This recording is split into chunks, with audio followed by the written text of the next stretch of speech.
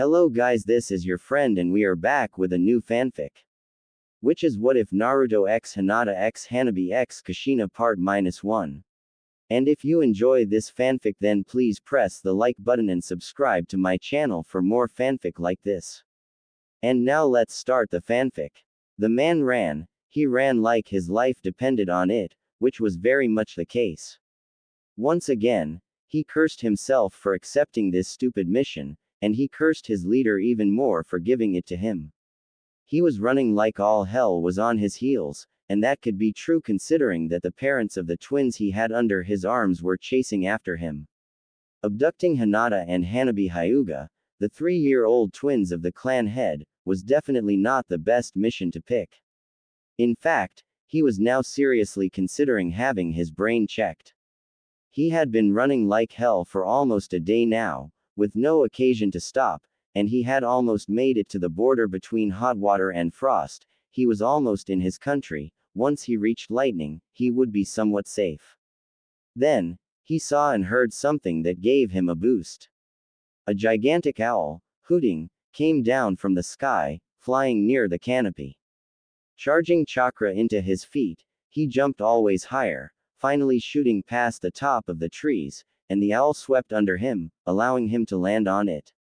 The summon quickly took to the air and, looking above his shoulder, the man could see Hiashi Hyuga's hateful glare, and his wife's tear-stained eyes. Then, he collapsed, panting hard. A hand landed on his shoulder, and he looked up to see the grinning face of a fellow Kumo shinobi. Good job, Raikage-sama will be pleased. The Hyuga abduction became a major sore point between Kumo and Konoha. While Konoha was ready to go to war, the fire daimyo felt that doing so for 2 mere children was too much, and as such forbade it. Konoha, and the Hyuga in particular, were not happy. But Konoha was not the only village to react. Fearing for their bloodlines, every village refused to accept Kumo dignitaries or guests in their walls, and while the Chunin exams were an exception, Kumo teams were always heavily monitored by Anbu. Kumo may have been one of the most powerful villages. Without allies, they were in a difficult position. The most notable consequence was seen in Water Country. Seeing what might be done to them, the bloodline clans were quick to tighten their bond with Kiri and were soon considered Kiri's most devoted defenders. When the Kagaya attacked, the clans answered with a swift and brutal counterattack, slaughtering the clan to the last. In this condition, when Yagura suddenly became more bloodthirsty and seemed to try to raise discontent towards bloodline users, he was met with heavy resistance, and it wasn't long before an all-out assault against him was organized.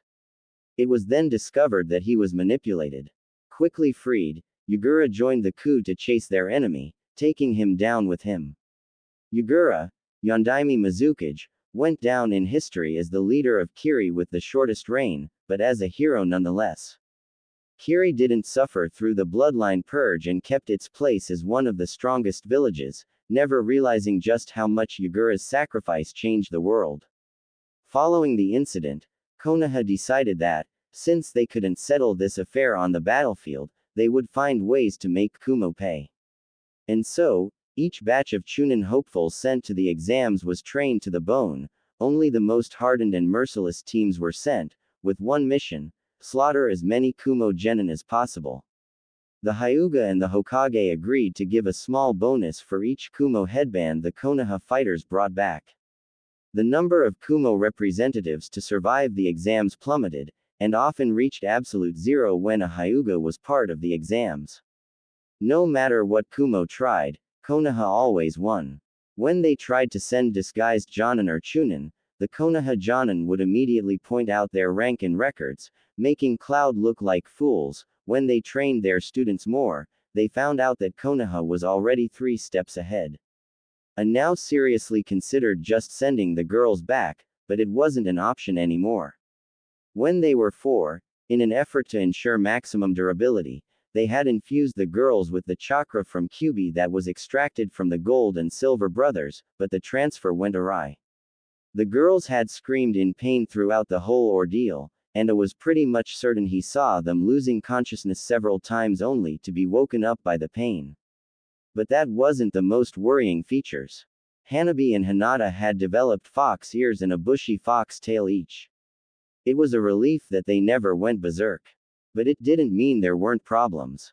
Hinata and Hanabi were distrustful of Kumo in general and the male population in particular. They only tolerated two persons, Yugito Ni and Killer B. But even then, they were incredibly cautious around them, never completely letting their guard down. They had tried to brainwash them into thinking they were born in the Yatsuki clan, but it was an utter failure. What little memory they had of Konoha, they refused to let go. Even more worrying, they were easily the most dangerous ninja of their generation, dispatching all of their peers with 2 strikes top. And when it came to humiliation, they didn't stop at the academy, no, they targeted every part of the hierarchy. Paint bombs placed in the Jonin Lodge, entire squads of Chunin having their shampoos switched with hair dye, Anbu ambushed on their patrol routes and tied up in compromising positions, knockout gas placed in his own office. What frightened A was probably the fact that they always managed to show just how their prank could kill. Danzo looked upon the arena with interest. After the Hyuga abduction, Hiruzen had pleasantly surprised him, placing a reward for each Kumo genin killed, and because of that, he had decided to help, in his own way. So, he had built the Gauntlet, an underground arena where promising students trained and fought, using standard Anbu gear, porcelain animal masks and bandana on their hair to conceal their identity. No killing move was allowed and a cadre of med nin ensured that there wouldn't be casualties.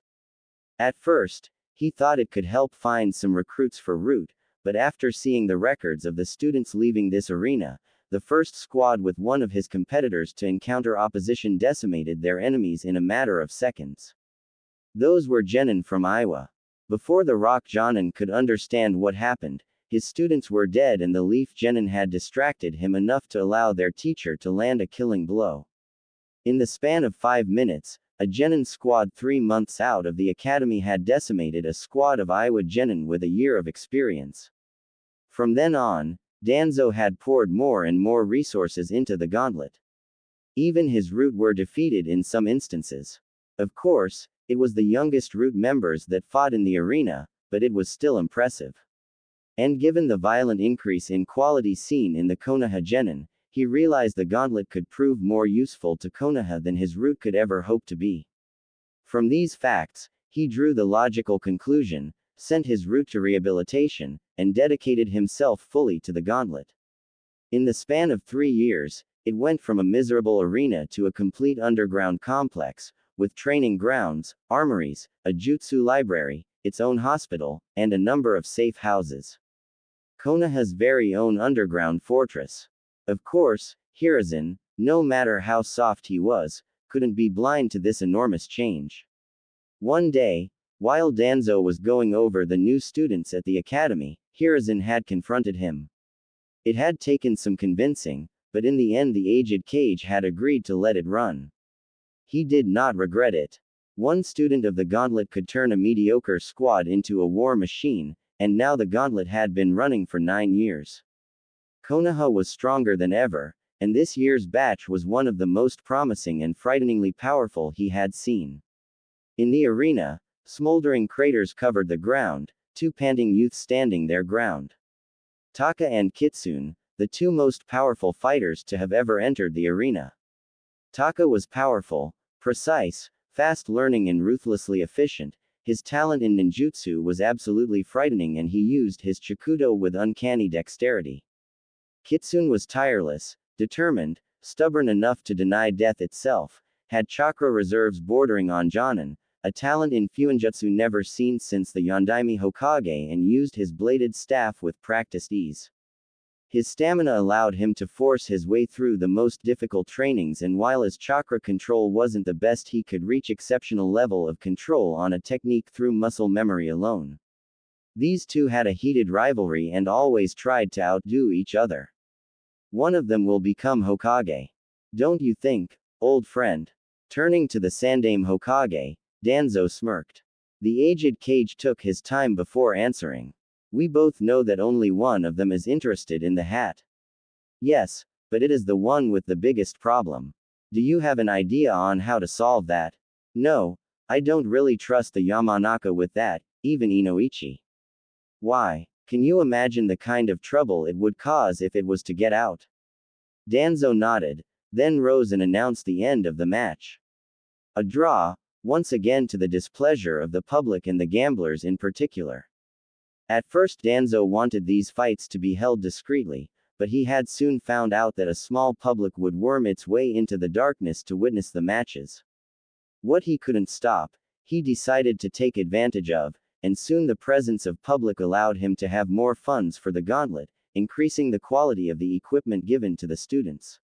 Moving down the stairs, Danzo intercepted the two fighters just before they reached their assigned locker area. You have been exceptional, even on your last match. Excellent job. Keep the masks, you earned them. Both youth bowed. Keeping the masks given to them in the gauntlet was an honor, a mark of respect from Danzo. He didn't give those easily, but they had earned it. For 4 years, they had fought in the arena, besting every opponent sent their way except for each other. Tomorrow, they would be assigned their Jonin sensei, and Danzo was positive that they would pass, he had trained them well enough. As they left, they acknowledged each other with a nod before parting ways. Danzo was a proud man, and the last 9 years had done nothing to diminish that. The gauntlet had increased drastically the success rate of the true genin test, going from 33% to an impressive 80%, reaching 100% when you only considered teams with a member of the gauntlet. But he was no fool, he knew that these two's rivalry was fiercer than it should be. Should they find each other's real identity, Taka would feel insulted, to say the least. And now, they were bound to know so very soon, for they would be on the same team. Kitsune stalked the dark corridors of the gauntlet, peacefully making his way to the exit. For now, he still had control of their body, but soon Naruto would take over. He often felt dissatisfaction at their current predicament. Naruto was the main personality, and let's be honest, the poor guy didn't have a clue. He was loud, brash, obnoxious and wore orange. Orange, of all colors, he had to be enamored with orange, the color that only allows you to be camouflaged in the middle of lava. Not in a forest, not in an urban environment, no, lava only. It maddened him, but he had no way to change Naruto. If there was one thing he would give his brighter self, it was that he was stubborn. With a sigh, Kitsune thought back to how he was given life. During his life, Naruto had locked away everything that he considered bad. That included everything that increased the number or the intensity of the glares he received. As a result, he had locked away most of his anger, his ability to hold grudges, any murderous impulse, but also his smarts and talents in an effort to stop the teachers from hating him, and he had recently added anything remotely lust-related to the mix. In short, Kitsune was all that Naruto was not. When Naruto had entered the gauntlet, he had let loose of all those limitations, protected by the anonymity of the mask. But as soon as the mask fell, he would deny it was him, he would refuse to admit that he and the person with the mask were one and the same. With time, the mask had gained a personality on its own, giving birth to Kitsune, a darker version of himself. But for all his might, Kitsune felt incomplete, and strived to convince Naruto to merge and finally be whole, but he refused fiercely to acknowledge him as a part of his mind. Luckily, his fight against Mizuki had opened his eyes, and Naruto had taken steps towards the merging. Reaching the exit, Kitsune took one last breath, closed his red-slitted eyes, and removed the mask. Naruto exhaled slowly. He still wasn't used to the transition. Before, when he considered Kitsune another person, he just blacked out and found himself in some dreamlike state where he witnessed everything he did with dispassionate eyes, but since he admitted that Kitsune was a part of him, it was all clearer, and the transition felt more like moving back to the front. Moving back to the front didn't even begin to describe how it felt, but it was the closest he could think of. Shaking his thought out of his head, he quickly returned to his flat and changed back into his orange jumpsuit. Now that Kitsune had more influence on him, he was seriously considering discarding it and using those clothes Kitsune had purchased while having control of his body for a day. They seemed practical enough and were definitely badass looking. But he had other things to do tonight. Looking at the moon, he estimated the time to be around 10:30 at night.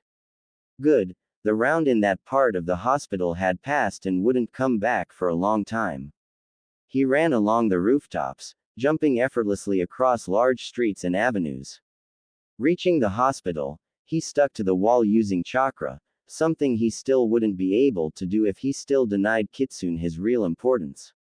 Looking through the window, he was pleased to see that he had reached exactly the intended window. Using chakra to stick his hand to the glass, he made it slid a bit, enough to place his hand inside and slid it completely open. He then slipped inside and closed the window. Taking his seat next to the head of the bed, he looked forlornly at the person in the bed. His mother, Kushina Uzumaki. From what the old man had told him, she had been in a coma for the last 13 years. He would come to see her twice a week, always telling her how life was going, often crying in her shoulder.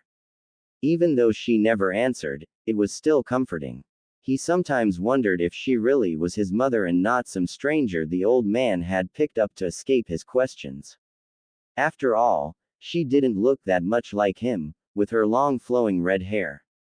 But even if it was a lie, he had someone to talk to, and she didn't seem to have any visit other than himself. "Hey mom, sorry I didn't come last time, I kinda got tricked into stealing the forbidden scroll for a traitorous teacher. Of course, I kicked his ass, shadow clones and its wonders. Meh, anyway, I managed to graduate, so I'm a ninja. Gonna get my team tomorrow. I got my last fight in the gauntlet, Taka again, that stuck-up prick really is a pain. Yeah, I finally realized that Kitsune's just a part of me, so I realized that those were my fights all along. Sigh, I wonder what team I'll get." Silence settled over the room. Naruto often wondered what his mother would think of him if she met him. Would she be proud? Ashamed? How would she feel knowing her son was a schizophrenic Jinchuriki? With yet another sigh, he thought back on the night he had earned the right to be a ninja and began to tell the tale to his comatose mother. "You are the Kyubi." With a mighty heave, Mizuki threw the shuriken towards him, and Naruto could only watch in shock. Time seemed to slow down as the shuriken began to close the distance. "I told you the Kyubi was sealed in our guts, I told you we were one and the same, and I told you to never trust this guy, but would you believe me? No, of course not. I guess I'll have to clean up this mess. Stay put, it's my fight. Just give me access to your moves, you should be able to since you say you're a part of me. Better yet, let's fight together. As one. Yeah, as one." His eyes turned purple and slitted as he dashed forward, passing by a shocked Iruka, and ducked under the shuriken. Shooting his arm up, he threw it through the hole of the shuriken and grabbed the weapon, stopping it in its track. Getting up, he looked calmly at Mizuki, assessing him like Kitsune had been taught to. "Kitsune was right, you are a threat. I guess it's up to us to put you under control and deliver you to T&I. Kitsune. Why you are the Kitsune. Oh god." Fear made its way upon his face and he threw the other shuriken, far faster in hope of breaching the youth's guard, but it was for naught. Naruto simply jumped above the flying metal star and grabbed the circle in its middle, stopping it and taking control of it.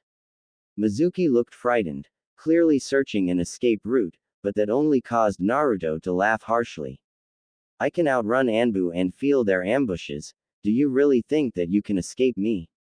Mizuki tensed, and decided to try his chance up close.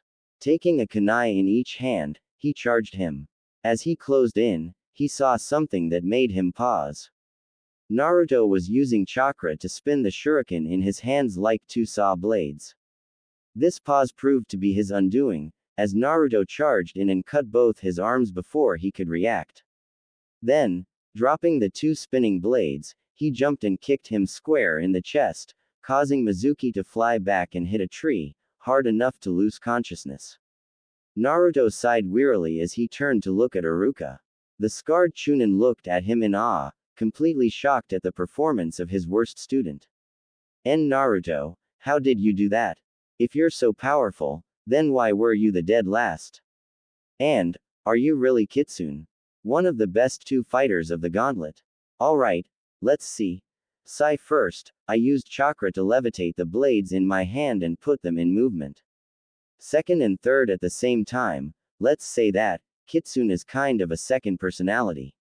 He told me bout that for a long time but I never listened. He's always pestering me bout merging, whatever that is. Anyway, while I still denied that he was part of me, I couldn't use his skills, but now I have some access to it. Anbu suddenly fell from the trees, surrounding them. Naruto sighed tiredly. It was hell to explain everything to them, but in the end I managed to escape this mess scot-free. So here I am, with a headband, and wondering just who the hell my teammates will be.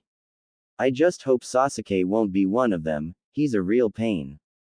And I'm beginning to wonder if Sakura's as awesome as I thought.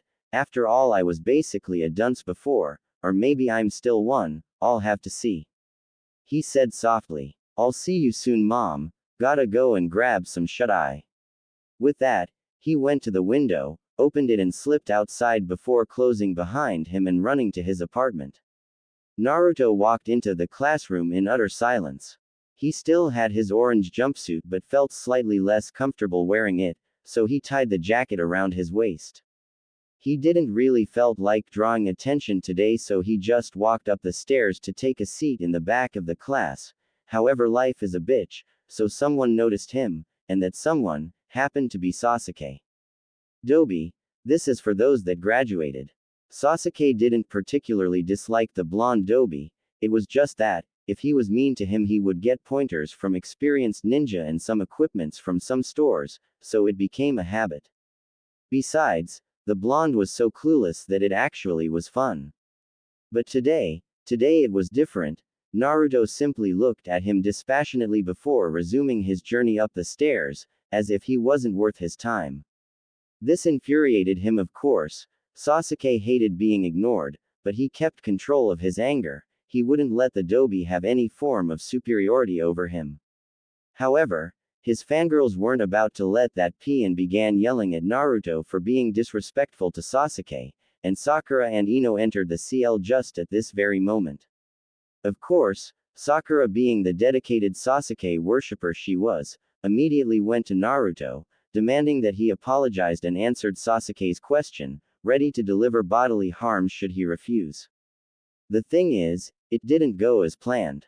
Since Naruto still hadn't answered, she, quite gleefully, decided to hit him, but as she sloppily swung her arm at him, he simply sidestepped the attack before driving a fist into her belly. The whole CL went silent, looking in shock at them. They all knew that Naruto had a crush on Sakura, yet here they were, with his fist buried in her midsection being the only thing keeping her standing. Sakura, first and last warning. You try to hit me, I hit you. You actually hit me, I tear you a new one. Clear. His voice was casual, like he was talking about the weather and not about beating up his supposed crush. He removed his fist from Sakura's guts, letting her fall on her knees. He looked around the class, seeing that all eyes were on him. Not wanting to bother with an explanation, he simply jabbed his thumb at his forehead, the nail lightly clicking against the metal of his headband. Then, he simply walked back to his seat and resumed his looking into space. Sakura, thoroughly shocked, stood up shakily and walked down the stairs of the classroom, looking weakly at the seat next to Sasuke, only to see it occupied by an uneasy Ino. Defeated, she settled for the closest seat at her disposal. When Iruka entered the classroom, he was shocked at the eerie silence that reigned in it. Frowning slightly, he made his way to Shino and asked the boy about what happened. The Aburame heir whispered a quick explanation that just added to Iruka's shock before the teacher thanked him and made his way to the front of the class. Clearing his throat, he gained the attention of the class, stopping most of them from sending worried glances towards Naruto. He gave a little speech about the life they were about to enter, how he knew they would be splendid shinobi and how much faith he had in them. Meanwhile, Naruto was scanning the class, looking for other pupils of the gauntlet. Toshi is probably Tora, Tiger, Tenzo would be Toru, Mantis, Shizuka is probably Hato, Dove, and I'd say Akito is Kuma, Bear. And of course, there is Sasuke, the ever so arrogant Taka, Hawk. He was still troubled by his reaction to Sakura's attempt at violence. He knew it couldn't be reflexes alone, he had managed to suppress them before, when he was still in denial, but this time, he hadn't simply blocked or evaded the punch, he had retaliated. It was you, am I right? For your own good. That girl's a complete and utter bitch, and you'll see it in time. And honestly, can you tell me it didn't feel good? Hey, guess not. Admit it, your dislike for Sakura was one of the first things you pushed to the merging. Best way to make sure you stop getting is cranial trauma by asking her out.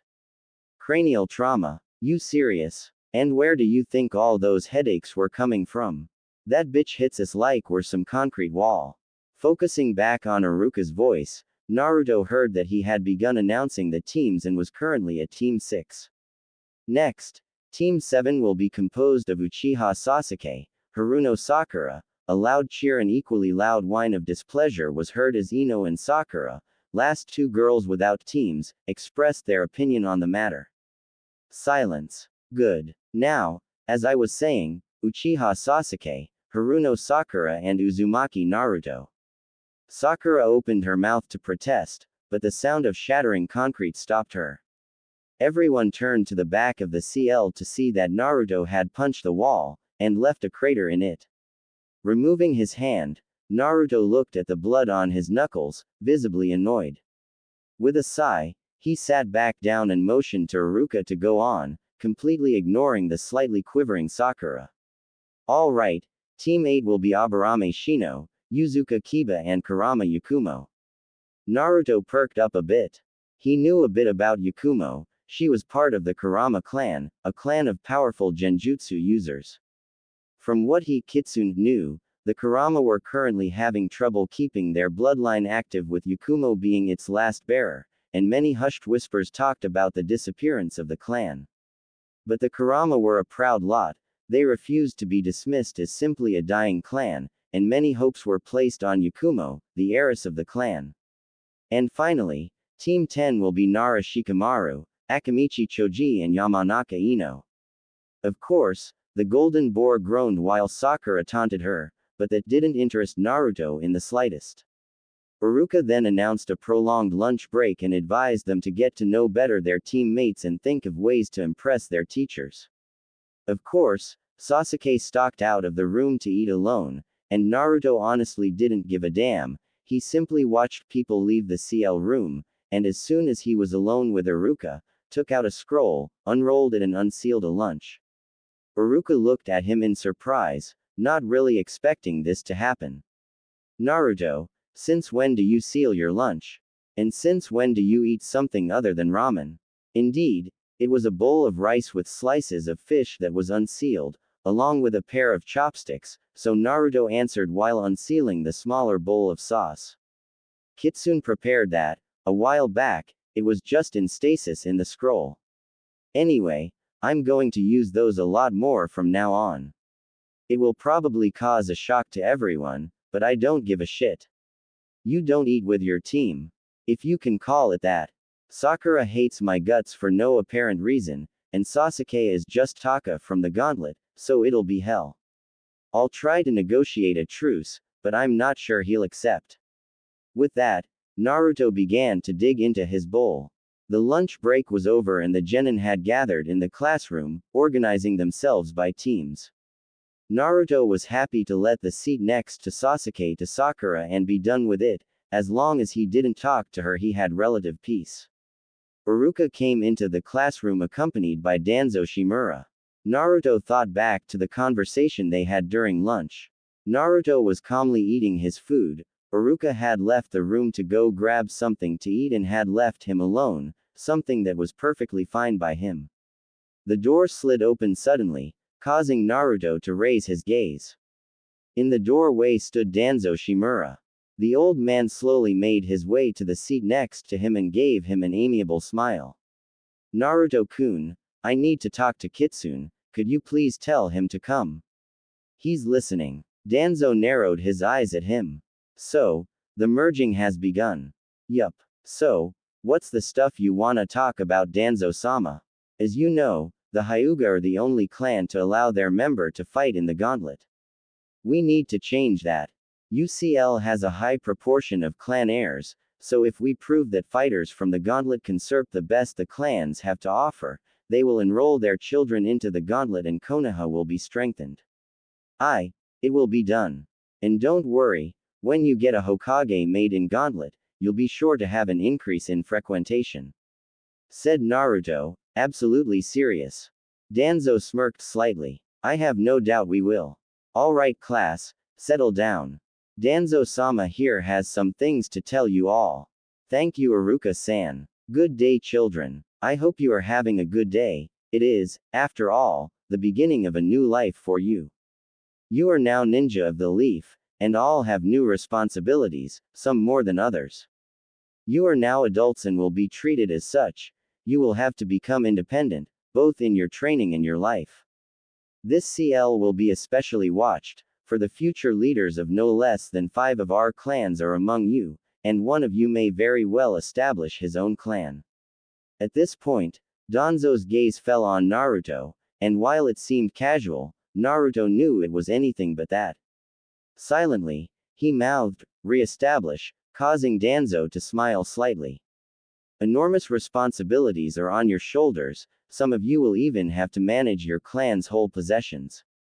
The village has high expectations for all of you and will invest a lot of money and time into making you fine shinobi, you must repay it with your loyalty and sweat. Do this, and you will have a safe place where you will be able to raise your family. With a last sweeping gaze and a nod, Danzo stepped back. Thank you Danzo-sama, said Iruka. Now, your Jonin-sensei should arrive soon. And indeed, he had barely closed his mouth that the door opened to reveal a purple, long-haired Jonin in standard outfit with a katana strapped to her back. Team 5, we're going. As the members of the team rose and left, Naruto looked at who was leaving. As they passed near him, he spoke. Good luck Kuma. Everyone in the room stopped and looked at him in surprise, but not as much as the members of the gauntlet. Akito then managed to get a hold of himself, and bowed. Thank you Kitsune-senpai. Of course, now everyone in the room that didn't know of the gauntlet was confused beyond reason. Sakura, who had been about to make a snarky remark about Naruto, could only watch in surprise as Team 5 left the room while Sasuke looked intently at Naruto. 3 more teams left the room, and Naruto wished good luck to Hato and Tora. Then, the door opened and in walked one of Konoha's most powerful Jonin, Hitaki Kakashi. He was rumored to have been in a deep depression for years, but it seemed being a teacher had done wonders for him. Team 7. Meet me on the roof in 5. He disappeared in a swirl of leaves and Naruto simply stood up and made his way for the door. As he was about to exit, he heard Toru's voice. Kitsune-senpai, good luck. Naruto turned his head and smiled at him. Thanks. You too Toru. Then he exited the room and made his way to the roof, feeling Sakura and Sasuke following him, the latter fuming silently about being in the rear. When they reached the balcony on the roof, they took their seats, with both boys at an extremity again. Kakashi was practically beaming at them, he seemed to be in an extremely good mood today. Welcome my cute little genin, he said, getting a grunt out of Sasuke, a protest out of Sakura, and a loud laugh out of Naruto. Ha, I like that one. Think you could use it all the time sensei? It sure would make the D ranks a bit less dull. Kakashi I smiled. Maybe Naruto, maybe, it will depend on how good you do.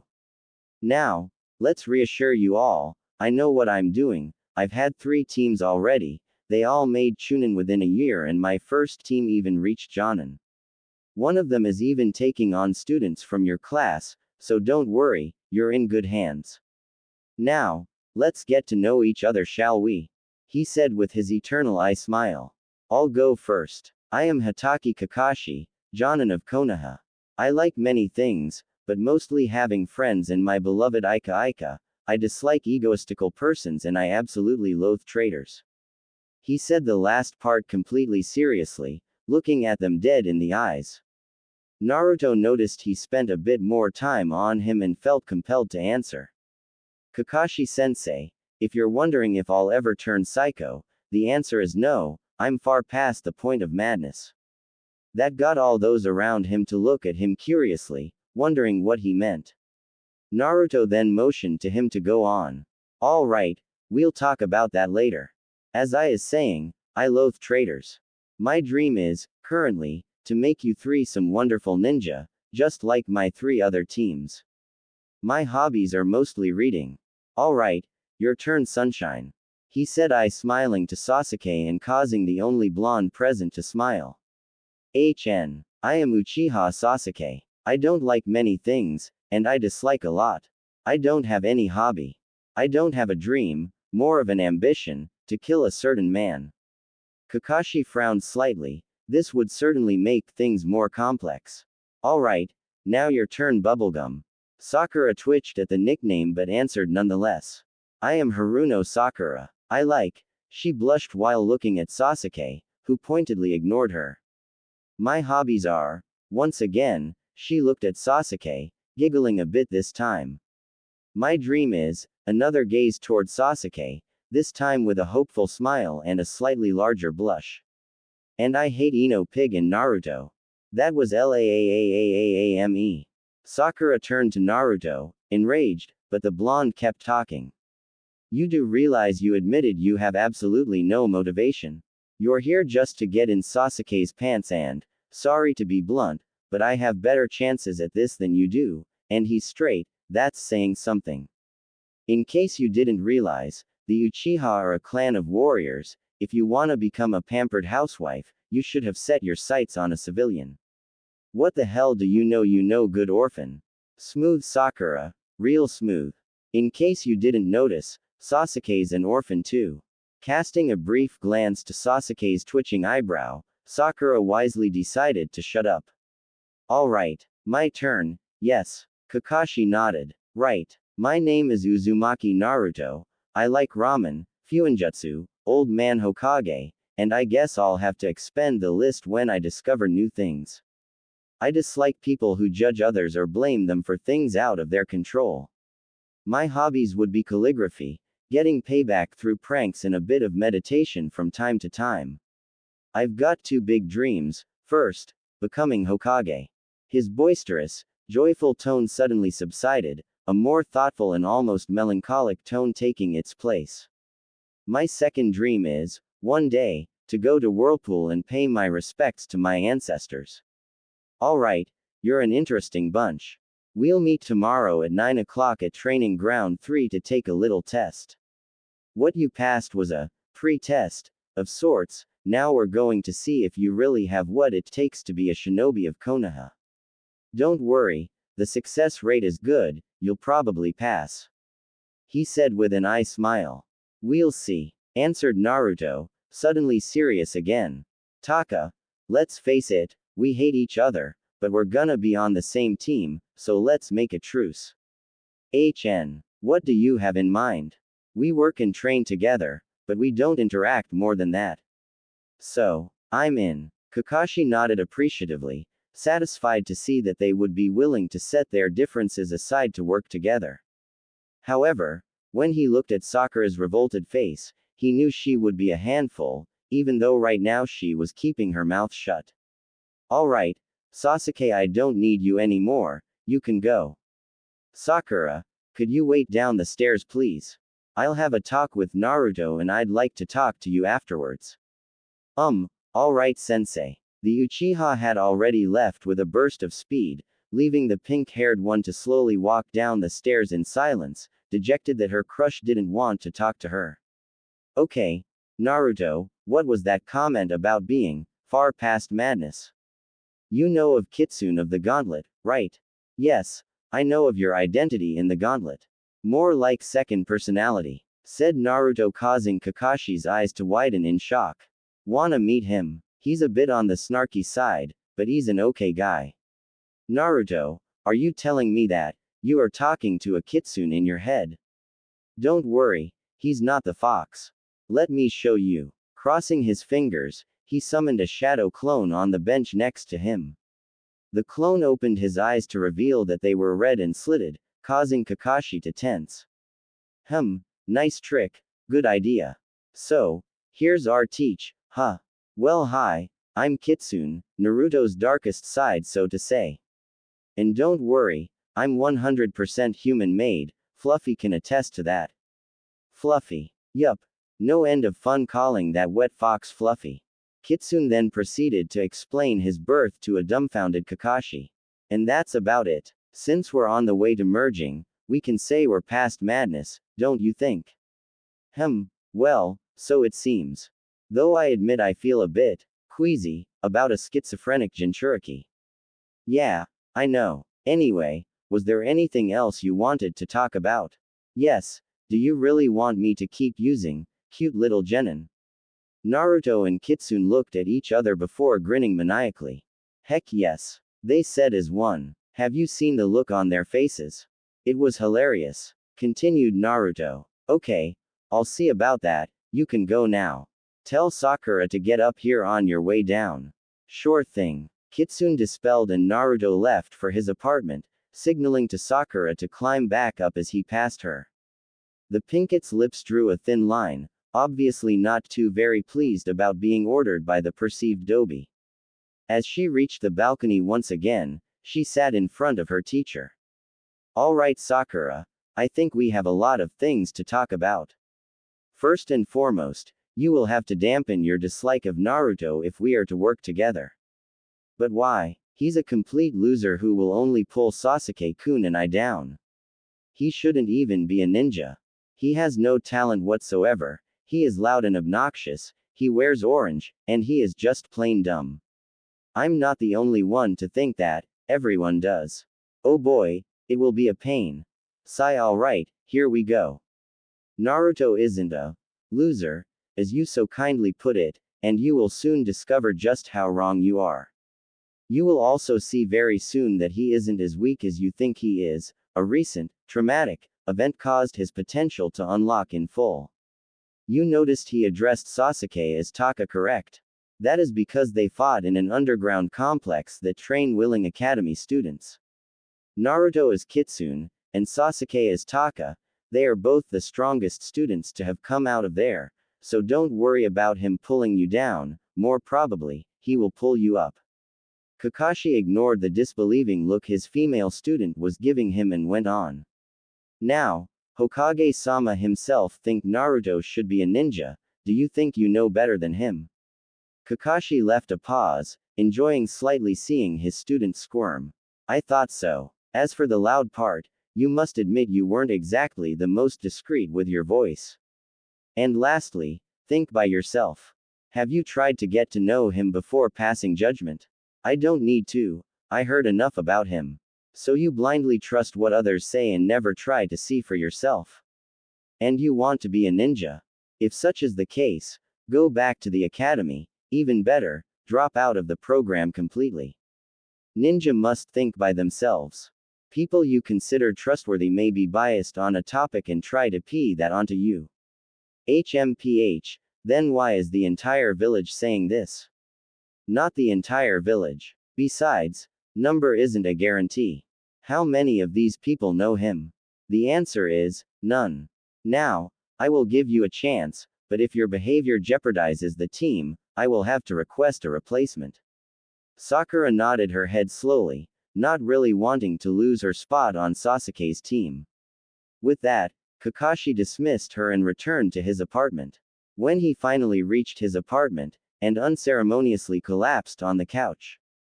Oh man, that's probably going to be both my worst and my best team.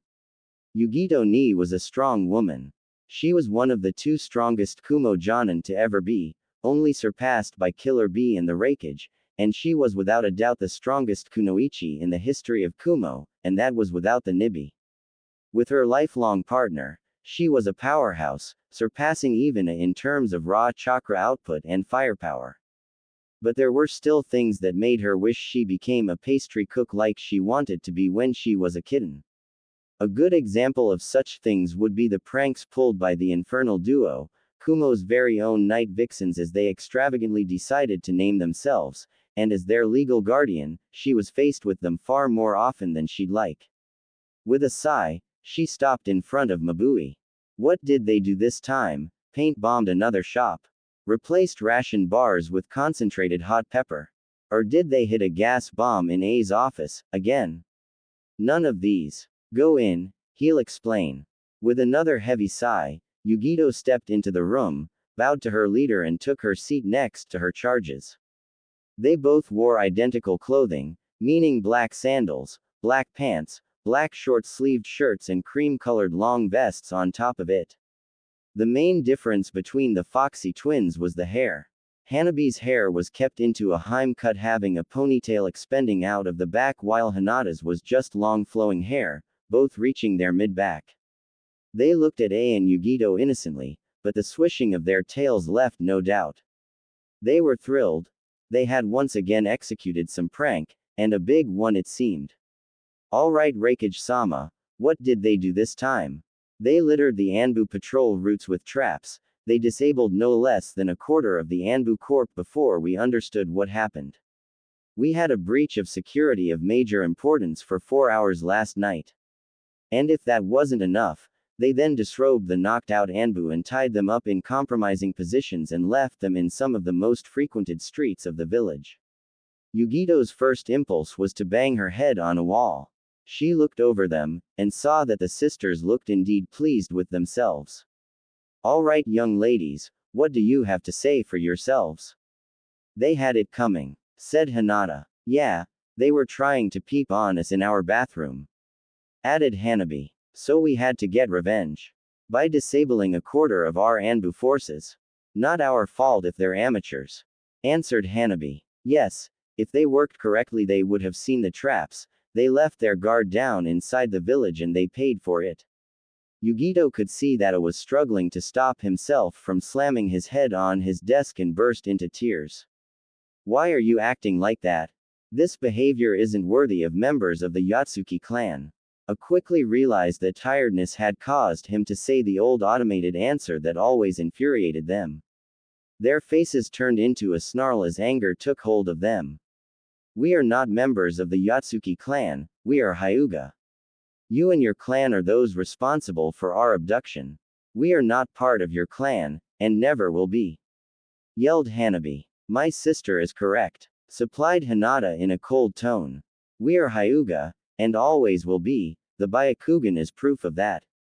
A tensed. He hated to be reminded of his mistake, and the sisters made sure to force him to face it at every occasion they got. And they made sure to have many such occasions. With a sigh, A slumped in his chair. And what would you have me do? Send you back to Konoha? Remember that the QB killed many of their own. Anything Fox related will be viewed with distrust at best, and there is a high probability that the Hyuga would brand you with that seal they use to keep the branch family in line. We'd choose limited servitude and a chance at life over a future of rapes and forced pregnancies, answered Hanabi bluntly. A cringed as Yugito sent a glare his way. Listen, I realize it was a huge mistake, but you are now genin of Kumo, and I can't correct my mistakes if you keep acting like that. Both sisters looked at him intently now, their full attention on him, along with a very curious Yugito who wondered what her leader had in mind. I can't say too much, just know that if your team acts exemplarily enough, you'll be able to choose who you marry and where you and your children will live.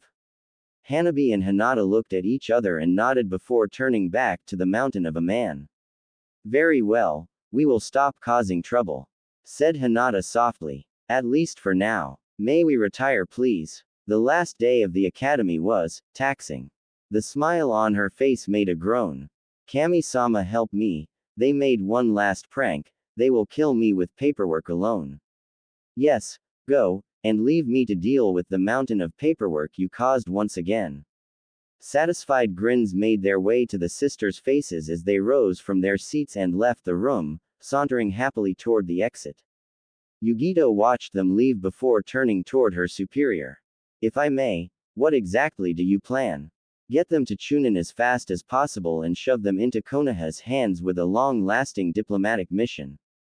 They cause far too much havoc in Kumo. Why not tell them directly? If they knew just how much I want to send them back to the leaf, they'd make my life an even bigger hell, and I can live without that. Yugito nodded in understanding before rising to her feet, bowing and leaving to return to her house. Hinata and Hanabi got out of the bathroom together after cleaning themselves, both wearing white bathrobes and leaving their hair free. Their final prank had taken a long time to set up, especially given its specifications. They wanted a prank that wouldn't activate for at least 3 months, and one that couldn't be traced back to them. It had been hard, but they had managed it. They had found an insect that had a very interesting particularity. It was a kind of fly with a hatching time of up to 4 months depending on the conditions, and the interesting thing was that it looked a hell lot like a type of thunder wasp that was known for its deadly venom. It was guaranteed to cause chaos at the academy, and since these things were notoriously impossible to control, no one could blame them. An interesting bonus was that the old ape that was the Raikage would be on the lookout for the prank, and that would stress him to no end. Hinata chuckled softly, causing her sister to raise her eyebrow quizzically. Sister, how do you think the males of this village would react if they knew we are taking our showers together? Hanabi smiled amusedly. They'd probably try even harder to find a way in there and try to join us. Good thing they don't know about it. Yes, it is good indeed. Now, let us go to bed, some rest will do us a world of good. Yeah, let's sleep. They shed their bathrobes, Hanabi enjoying some moments of vanity as she looked at her body in the mirror. Then they picked their nightwear, large sweatpants and equally large shirts, before slipping together in their bed. There, they held onto each other, like they did for years, then lightly brushed their lips together. Not a full kiss, but enough to tell themselves their first kiss wasn't stolen if such a thing was to happen. I hope we'll see Dream-kun tonight too, said Hanabi, somewhat childishly. Me too, sister, me too, answered Hinata, with longing in her voice. Then, as the sun set, they fell asleep in each other's arms, wishing for a better life. See, come on girls, mom just left. Another reason to go on Dream-kun, who knows when she'll come back. Yes, we must make the most of it. Giggle, don't you like it? That's not the problem. It's private. So you do like it. I think I'll use my mouth now. What? What are you damn? I think Dream-kun likes it, sister. Come on Dream-kun, don't they look nice? You can lick them, you know. Oh to hell. Yes, that's it Dream-kun, you're finally getting into it. You sure taste good. Thank you Dream-kun. Ooh, you do know how to use your tongue, nah. So does your sis. Grunt shit, I'm gonna, gulp yummy. Now, the main dish. Oh heck yeah. Now foxy ladies, who's goin' first? Naruto woke up with a start. What the hell was that dream? They never went so far before. Well, looks like puberty hit. With a sigh, Naruto rose to his feet before looking down and noting that his not so little anymore friend was standing at attention. With a sigh, he went to take care of his morning routine, hoping to put his mind on something else. These two fox girls had begun to appear in his dreams when he was 6 for apparently no reason. For his mother, he could understand, she had appeared after his first visit to her with the old man, on his 8th birthday, but for those girls he had absolutely no explanation. Yo Kitsune, any idea as for why I have pervy dreams about fox girls? Nope, but I'm definitely keeping that memory where I can reach it. Best dream ever. You'll share. We're the same guy, sharing with yourself isn't really possible, but the memory will be at your disposal. Sweet. Finishing his routine, Naruto set out for the training ground. He had decided to let go of the orange pants, choosing black pants instead, but keeping his jacket tied around his waist. Walking slowly towards the training grounds, he noticed the way people were looking at him, disbelief and hatred. They couldn't believe he had been made a ninja, They felt outraged that such a thing was allowed. Not that he cared anyway. One particularly stupid civilian that enjoyed bullying him decided to step into his path, blocking his way. Naruto eyed him lazily and talked before the idiot had the chance to open his mouth, effectively wiping the smug smirk from the man's face. You do realize I can have you arrested for interfering with shinobi affair, right? Yes, I can do it. Any civilian interfering with shinobi business for no good reason is automatically suspected of treason and sent over to T&I. You sure you wanna spend 2 hours with Mitarashi Anko just for the thrill of bothering me a bit? The man seemed to waver, shock written all over his face. Naruto then sidestepped him and went on his merry way, leaving all the passerby shocked.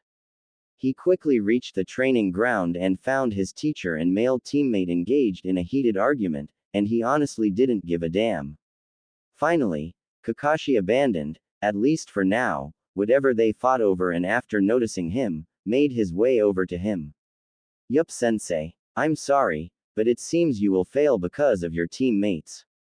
Sakura hates your guts for no good reason and Sasuke is a loner without even the smallest notion about teamwork. Sasuke, still in hearing range, growled. He hated the concept that he, the prodigy, would be holding back the dobi. It was ridiculous, and insulting. Ma, don't be so negative, sensei. Sasuke and I got an arrangement yesterday. I know he'll abide by the terms, and if he is willing enough to work as a team, Sakura will follow like a good lil puppy. Naruto, I've seen other teams like that. They always end up bad. All the more reason to become Chunin as fast as possible, that way we won't have to endure each other's presence longer than necessary. Kakashi nodded skeptically, making his doubts about the future of the team clearly known.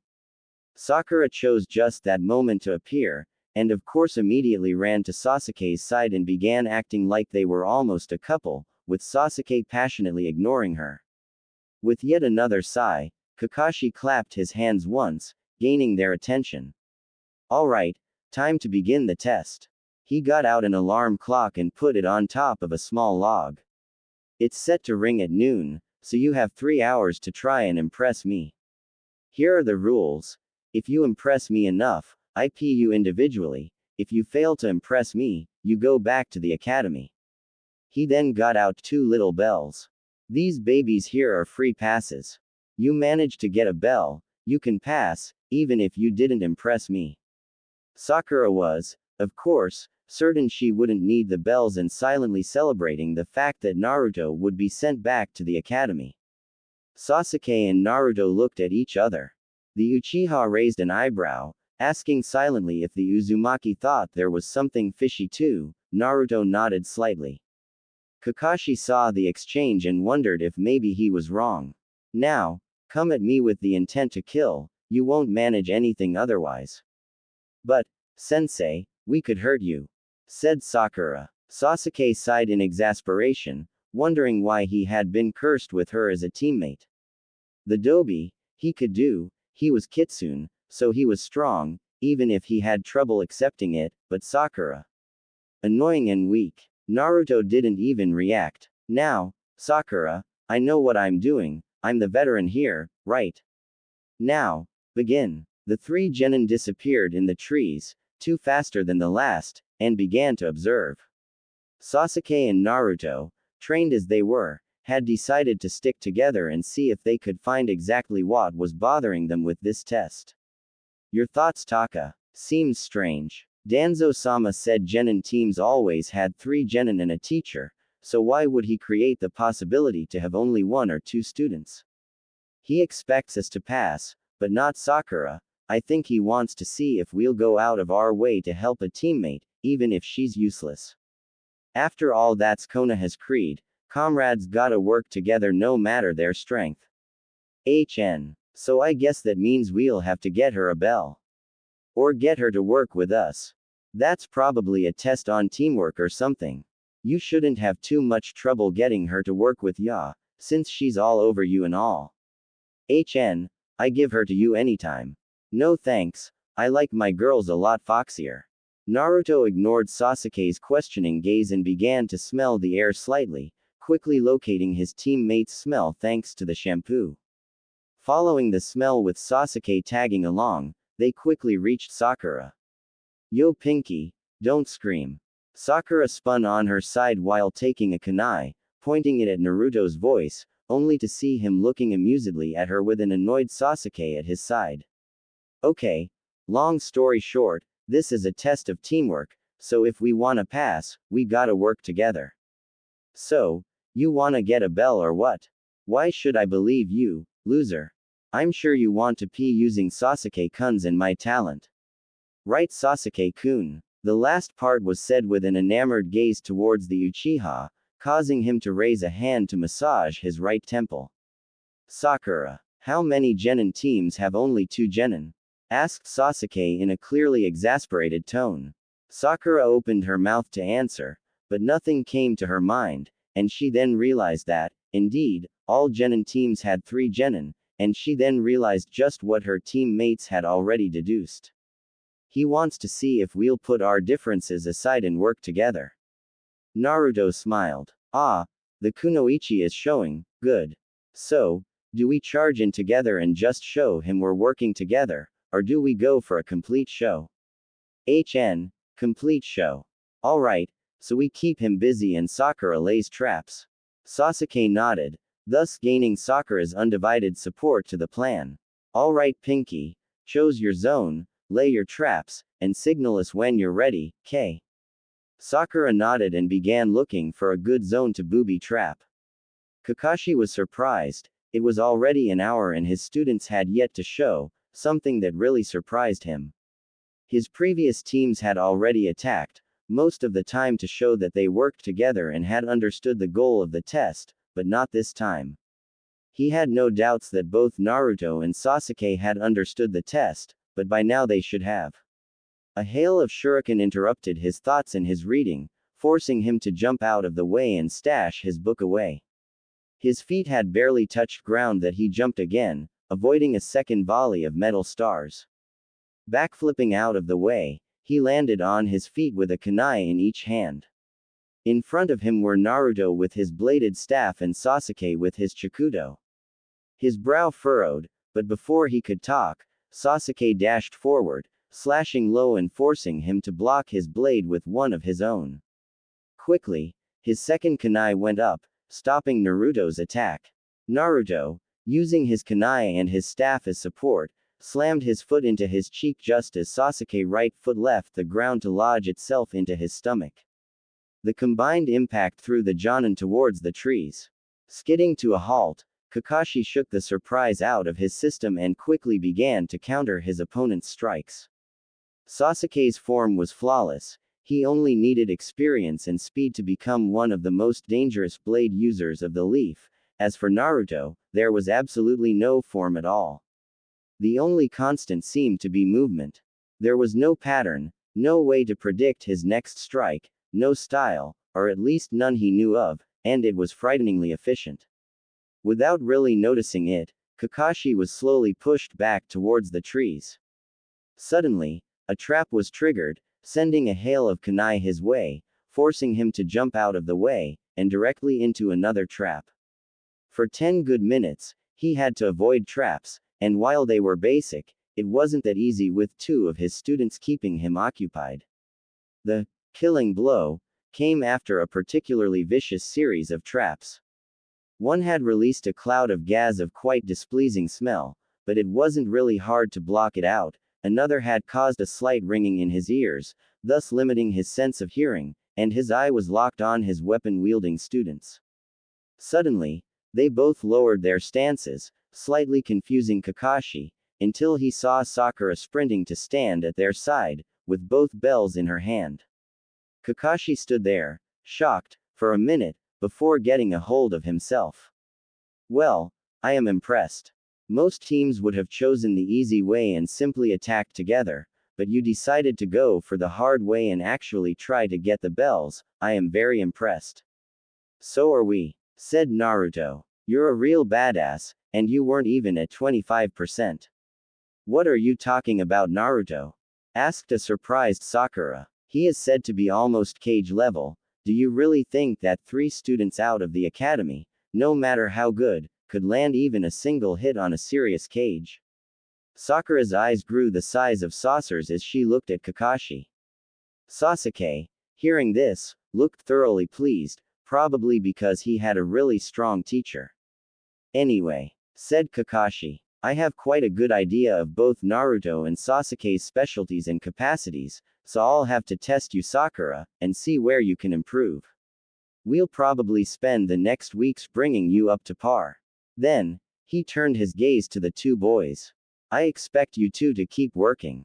I'll give you a voucher to allow you to borrow some scrolls at the Jutsu library. You both know your elemental affinities. Both nodded and Kakashi handed them a piece of paper with an eye smile. Good. I trust you to avoid going overboard. Naruto and Sasuke departed and made their way toward the Jutsu library. At the founding of the village, most of the population was made from clans such as the Uchiha, Hyuga, or Kurama, so a good deal of the most important institutions in the village had been entrusted to clans, both to ensure they were functioning and to show trust towards the clans. For instance, the Uchiha had been given the military police, the Hyuga were in charge of the relations with the fire daimyo among other tasks. The keeping of the Jutsu library had befallen the Senju, but since there officially was only one Senju left, the staff was composed of families with ties with the Senju. The library was a tall building, heavily reinforced to resist possible attacks and capable of locking onto itself until the danger had passed, making it one of the entrance points to the shelters. They walked inside and went to the reception. The man at the reception looked up, and smiled brightly at Sasuke when he read the note, but he saw Naruto just as he opened his mouth, his expression immediately turned sour. I am sorry, but we do not allow the likes of him in our respectable institution. Sasuke rose an eyebrow and prepared to question the decision, not out of the kindness of his heart, but because he felt insulted by association, but Naruto put a hand on his shoulder and shook his head once Sasuke looked at him. Go find your scrolls, I'll come in soon. Could you just gimme the paper? Sasuke shrugged and gave him the paper without a care and went inside the library. The man behind the reception desk had an incredibly smug smirk on his face. Good. Now leave the building, boy. Naruto looked at him, gave a cheesy grin, and then formed a cross with his fingers. In a puff of smoke, a clone appeared and left the building.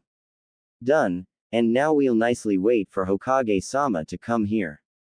All smugness left the man's face, quickly replaced by fear, as he tried to usher Naruto inside and get him to recall his clone, but the blonde wouldn't budge, and soon the receptionist was bordering on hysteria.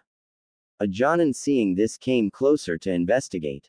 What's happening here? Naruto turned to him and gave a civil, if a bit sinister, smile. It happens that this guy doesn't think the local Jinchuriki is allowed in the Jutsu library despite written orders from Hatake Kakashi-sensei. The Jonin took a second to digest the information. Can you show me these orders? Naruto made a clone and had the clone hand its copy of the note, causing the Jonin to quirk an eyebrow, both at the technique used and at the mistrustful behavior. Not the original. Do I look stupid? Said Naruto, causing the Jonin to look at him quizzically. Enough people have tried to screw me over, I'm not trusting of strangers. The Jonin read the note, handed it back to the clone, and leaned against the reception desk. So kid, what kind of reparation are you gonna ask? Dunno. Why? Well, that guy is basically suspected of treason just for refusing entry to a ninja. That caused the receptionist to pale horribly. And while I doubt Ibiki and Anko will find any link to another village, the mention of the Leaf 2 top interrogators made the man even paler, bordering on transparent. You will still be allowed to demand reparation for that, and since it's a grave offense, you could even demand to have his house and be granted your wish. I'll think about it. After all, I'll need some pocket money in the future. It was at this moment that the Hokage arrived, and he didn't look too pleased. Naruto, what is this matter your clone told me about? This guy decided I wasn't welcome here and ignored written orders from Kakashi-sensei. Here's the note, said Naruto, handing the paper to Sarutobi. The Sandame read the note, glared at the receptionist, and snapped his fingers. 4 Anbu appeared, kneeling in front of him. Take this man into custody, he is suspected of treason. Naruto, come to my office in 2 days, we will discuss the reparations you can ask. Okay old man, thanks. Sarutobi smiled, then shunshined back to his office as the Anbu shunshined with the frightened man to the detention area and left one of their own at the desk. The Jonin looked at this, clearly impressed. Damn kid, you've got big friends. Yup, but I have to if I wanna go far. Say, you're Jonin, huh? Yup. Think you could give me a hand? I'll be sure to remember you. Hey, already playing the game of favors. That's a bit early, don't you think? Maybe, but you, along with the whole village, will soon find out that I have enough power to do it. Now, I think you already know my name, but what's yours? Ikazuki Atsuo. What are you looking for? Atsuo was wearing the standard Konoha outfit, had short flat brown hair, a slightly angular face and a goatee. His gray eyes held curiosity and interest. Fuinjutsu. Advanced books.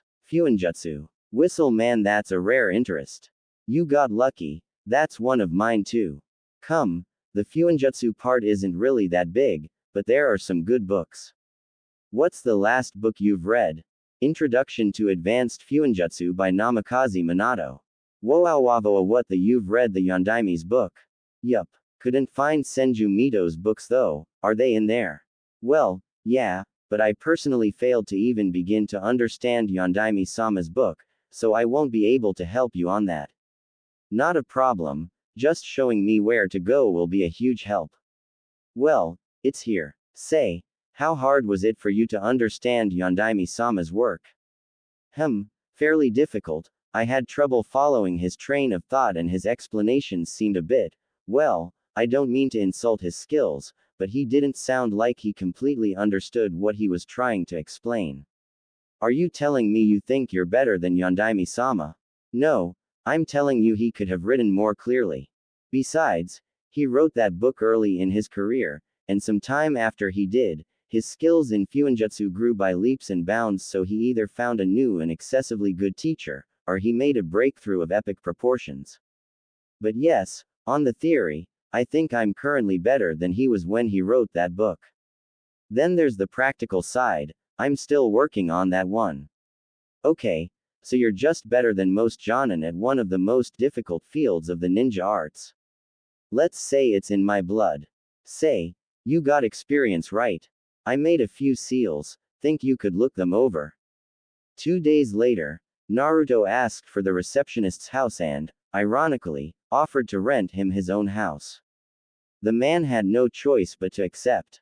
2 months passed. Team 7 was slowly progressing, mostly because Sakura was trying to catch up, something she was doing with surprising gusto and determination. Naruto had found in Atsuo a teacher and kindred spirit, and when they began talking Fuinjutsu, they were often at it for hours. Together, they imagined new seals never seen before and worked to make them real. It was slow but there were progresses made. Very soon, Naruto was introduced to Atsuo's neighbor, an orphan girl by the name of Tenten that was crazed enough to build her own forge on the roof of her apartment building. The interesting thing was that the forge worked perfectly and she produced some of the finest weapons of the leaf, even if she didn't know that. She also held an interest in Fuinjutsu, and soon the three began spending entire days talking about possible seals and their applications. As a sign of friendship, Tenten reforged the blades of Naruto's staff and gave him some of her kunai and shuriken.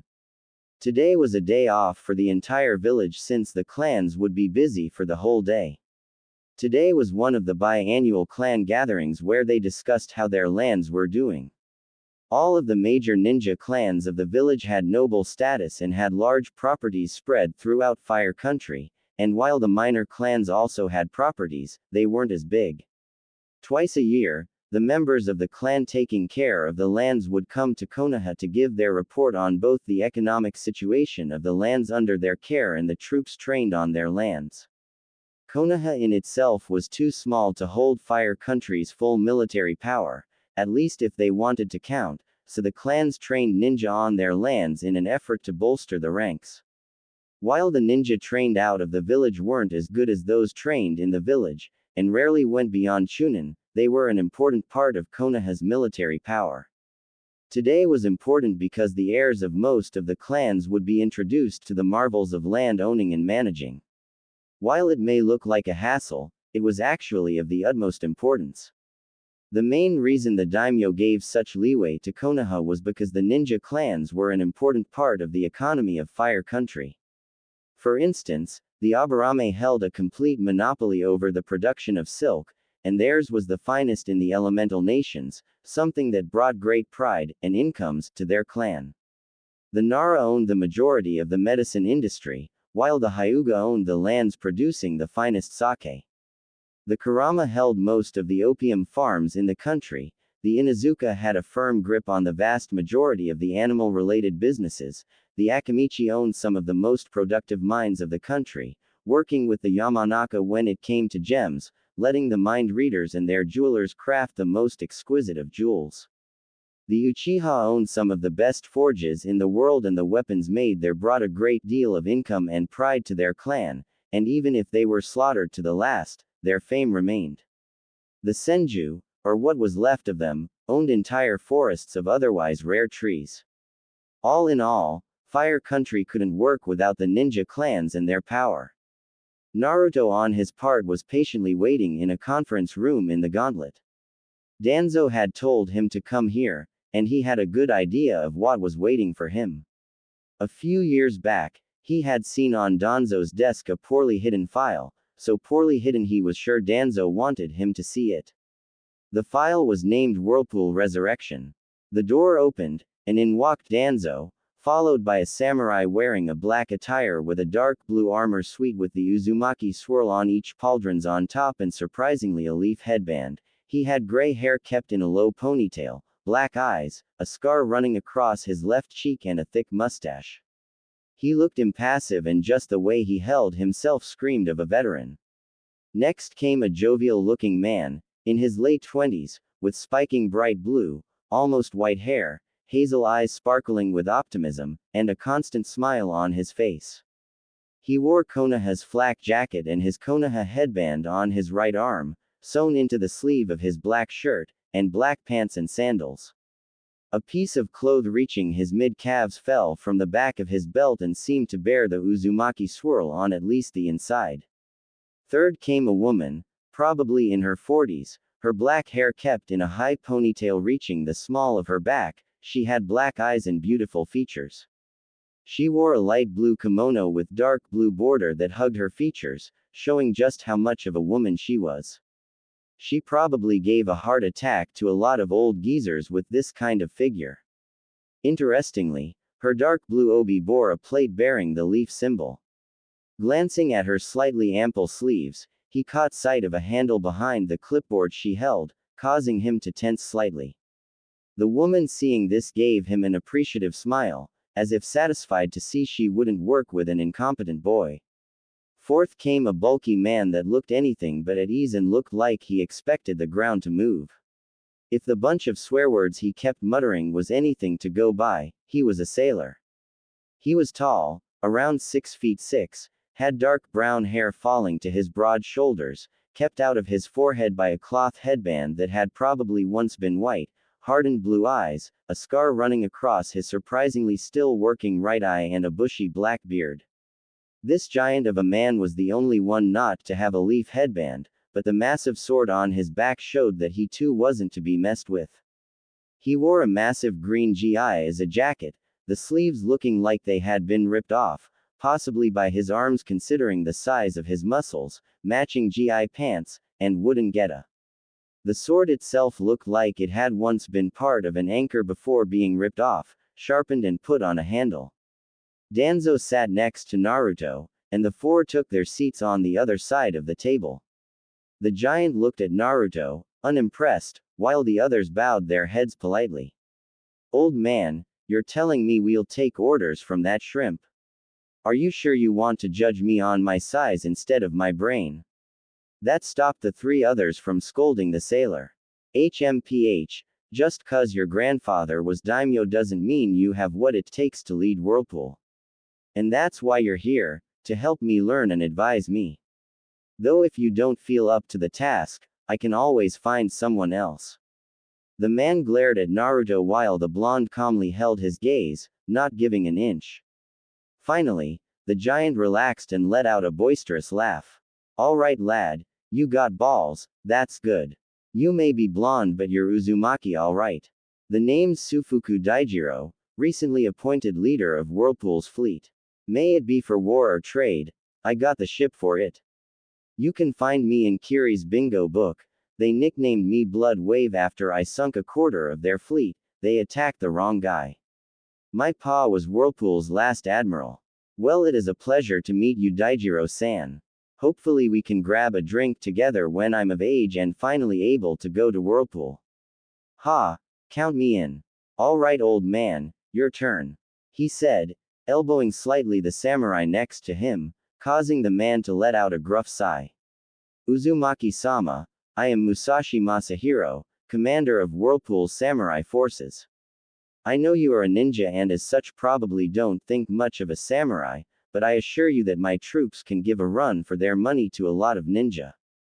Masahiro-san, I do not think less of you because you are a samurai. It would be not only stupid but also insulting towards you and your troops.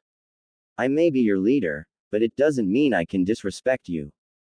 Masahiro by now was literally beaming with pride, delighted that his new leader was thinking in such a way. Those are exactly the words of your grandfather. I am proud to once again serve an Uzumaki. I was part of Whirlpool's forces before the fall of the village. Rest assured, my lord, that all that your clan taught us will be passed unto the next generation. I am pleased to know this, Masahiro-san. I may require your tutoring later on. I wish to know all that my clan left behind, even if it isn't part of the ninja arts. It will be my pleasure to teach you, Naruto-sama. Naruto smiled. He could see now that he had gained the loyalty of the old samurai for more than just his family name. Next, he turned to the woman. My lord, I am Okami Keiko, clan head of the Okami clan and appointed to manage Uzu's economy. It is an honor to serve you. Okami, that name sounds familiar. If I remember correctly, your clan was originated from Earth Country. Our lands there have been destroyed after the container of the Five Tails attacked. Apparently he considered we were on his territory and didn't want any human near him. We had to flee, and since Iwa didn't help us, we decided to leave Earth Country altogether. Danzo-sama offered us asylum on your lands under the condition that we help, something we have strived to do. I see. I hope you didn't lose too many people during the attack. No, Han-san was more interested in making us leave. My father-in-law, my predecessor as clan head, negotiated our flight in the middle of a battle. It left him crippled but alive, and Han-san allowed us to leave despite being able to kill us. I see. You have my condolences for your husband. Kiko's eyebrows shot up, in surprise. Your condolences? Azumo-kun is just fine. Why do you think he is dead? Well, you said your father-in-law was the last clan head. Oh, I see. We Okami work a bit differently. The clan head is the most competent leader in the clan, it's not a hereditary title. Oh, I see. Well, I am happy to hear this. I am a bit curious about your clan. Hopefully I will be able to learn more when I visit Whirlpool. Keiko nodded, a smile on her face. Lastly, the ninja straightened up a bit. Well, my lord, I am Suiho Kento, current leader of the Whirlpool Ninja Forces. We're trying to go back to the old days where Fuinjutsu was our main specialty, but it's a bit hard. A lot of knowledge was lost during Uzushio's fall. So we kinda compensate with the rest. We are for now at 500 shinobi, most of them low chunin level, but we're working on it. We concentrate mostly on defensive techniques and we have a respectable pool of med nin. Good, and don't worry about Fuinjutsu, I'm working on it. I found a few partners to trade ideas with and we're making good progress. How is Whirlpool's Academy doing? Well, quite good. We got quite a few students eager to be part of the corp, but since the population of the island isn't back to what it was, we'll need more time to be fully functioning. It's not a problem, we have time. Are you making common exercises to work with the samurai? Yup, sir. Once a week. Good. How long will you stay? I'd like a little sparring match if it's okay with you. Ha, we can do that just after the meeting if you want, sir. Sounds good. I hope you're happy. Not many get the occasion to kick their boss's ass. Kento laughed at the joke, clearly happy to have a cool boss. I'm gonna like working with you, boss. You're a cool guy. Well, thanks. Now, let's get down to business. It may take some time, but I want to know exactly how my people are doing. The meeting lasted most of the day, a lot was discussed, and Naruto further impressed his advisors. When they left the village after the sparring match with Kento, they were all happy with their new leader, and Daijiro was loudly boasting that he had the best boss around. Danzo, who had stayed with him all along, was impressed. You did exceptionally well. I prepared. Besides, a leader is there to serve the people, not the other way around, so I gotta get into the mindset. Danzo nodded, pleased with his charge. How is Kitsune doing? Not much left. Most of the merging is done. Well, if you'll excuse me, gotta go grab some shut-eye, it was a tiring day. Danzo nodded, letting the youth return to his home. 3 long months since graduation, 3 months of D ranks and Sakura being trained into the ground to catch up. It had taken a month just to convince her to stop dieting, but, after that, she had made fairly good progress. She had begun as a weak genin and already was at high genin level with a fairly good level in genjutsu and was studying medical ninjutsu, something that would be a boon in future missions. She was already competent enough to close open wounds and was beginning to study how to repair organs. But while training progressed well, they had grown tired of the D ranks, especially those where they had to chase that damned cat. Since they all shared this feeling, they agreed to ask for AC rank at their next stop at the mission office. And it was just this morning. Sensei, could we have a word before going in? Asked Naruto. Kakashi, pulling his nose out of his orange book, looked at him curiously, gesturing for him to continue. We are tired of the D ranks, Sensei. Said Sakura. We think AC rank would be beneficial. D ranks are no challenges. AC rank might show us how much we've progressed. Kakashi thought about it for a moment, then nodded before proceeding into the office. Hello, I would like to acquire AC rank for my team. Said Kakashi to the Chunin, handing the missions. The man looked through the list he had. Ah, we have something for you. It's a simple escort mission. You will accompany a bridge builder back to his country and protect him while he finishes his work. Hokage-sama mentioned that your team specifically would be best suited. The Chunin sent a look to Kakashi that clearly said, there's something fishy. Be on your guard. Kakashi nodded and took the mission. The man gave them the address of the hotel where Tazuna resided and the team went there. They quickly reached their destination, a low-cost hotel situated in one of the most rundown parts of the town. Damn, the guy must have put all his money in the mission. Even my apartment is better than that. This caused both Sasuke and Sakura to look at him questioningly, but he ignored them. Kakashi got the number of the room at the reception and led them to it. Once they reached the door, he knocked. Who's there? I am Hatake Kakashi, Jonin of Konoha. I am here for the mission. T's open. Kakashi opened the door and stepped inside to see a room that actually managed to look worse than the rest of the hotel. Sprawled on the bed was a man in his late 50s to mid-60s, with seriously graying hair. He looked absolutely pathetic and the stench of alcohol was sickening. He looked at them with slightly glazed eyes, and disbelief soon made its way to his face. Z's a joke. A bunch of kids. He slurred. Tell me it's a joke. No way these kids are ninja. Don't worry, my team may be young, but they are competent. Now, may we know your name? I'm Tazuna, the super bridge builder. Very well, when do you want to leave? When you ready. Uhu. I think we will wait after lunch to depart, if you don't see any objection. My team need to pack and you need to rest. I'm good, Got all the rest I needed. Naruto, having enough of this, let out a burst of killing intent, causing Sakura to jump in fear and surprise and Tazuna to sober up at very high speed. You back, old man. Good. Now, we're leaving after lunch, so you better look through your shit to make sure you didn't forgot a thing and sober up a bit more. Oh, and take a shower. My nose is a bit sensitive and I don't want to travel with a guy that stinks. It would be much appreciated if you didn't drink your off before we leave. You should know that clients acting too disrespectfully can be blacklisted. Wouldn't it be sad if your whole country was blacklisted because of you? You wouldn't want that, right? Good. Now prepare your pack, take a good shower, and have a nice lunch away from sake. We'll see you at the gate. Is 2 o'clock good, sensei? Okay. We'll see you at 2 o'clock at the west gate.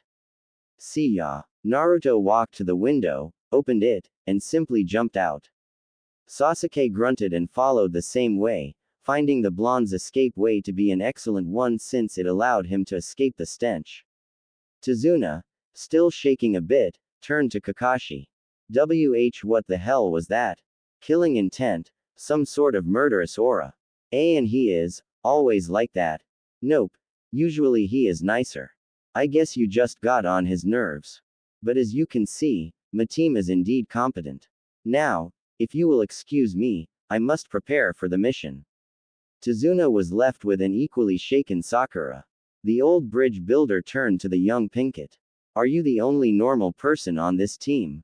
The team gathered at the western gate at the appointed hour. Everyone did a double take when they saw Naruto's attire. Gone was the orange jacket tied around his waist. He stood in black pants with black sandals, a dark red sleeveless t-shirt, and a sleeveless hooded black coat falling to his mid-calves.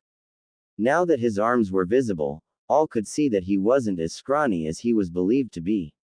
Quite the contrary. His staff was separated in two, each part having a foot and a half of handle and a foot-long blade, and each blade resting in one of the sheaths crossed on his back.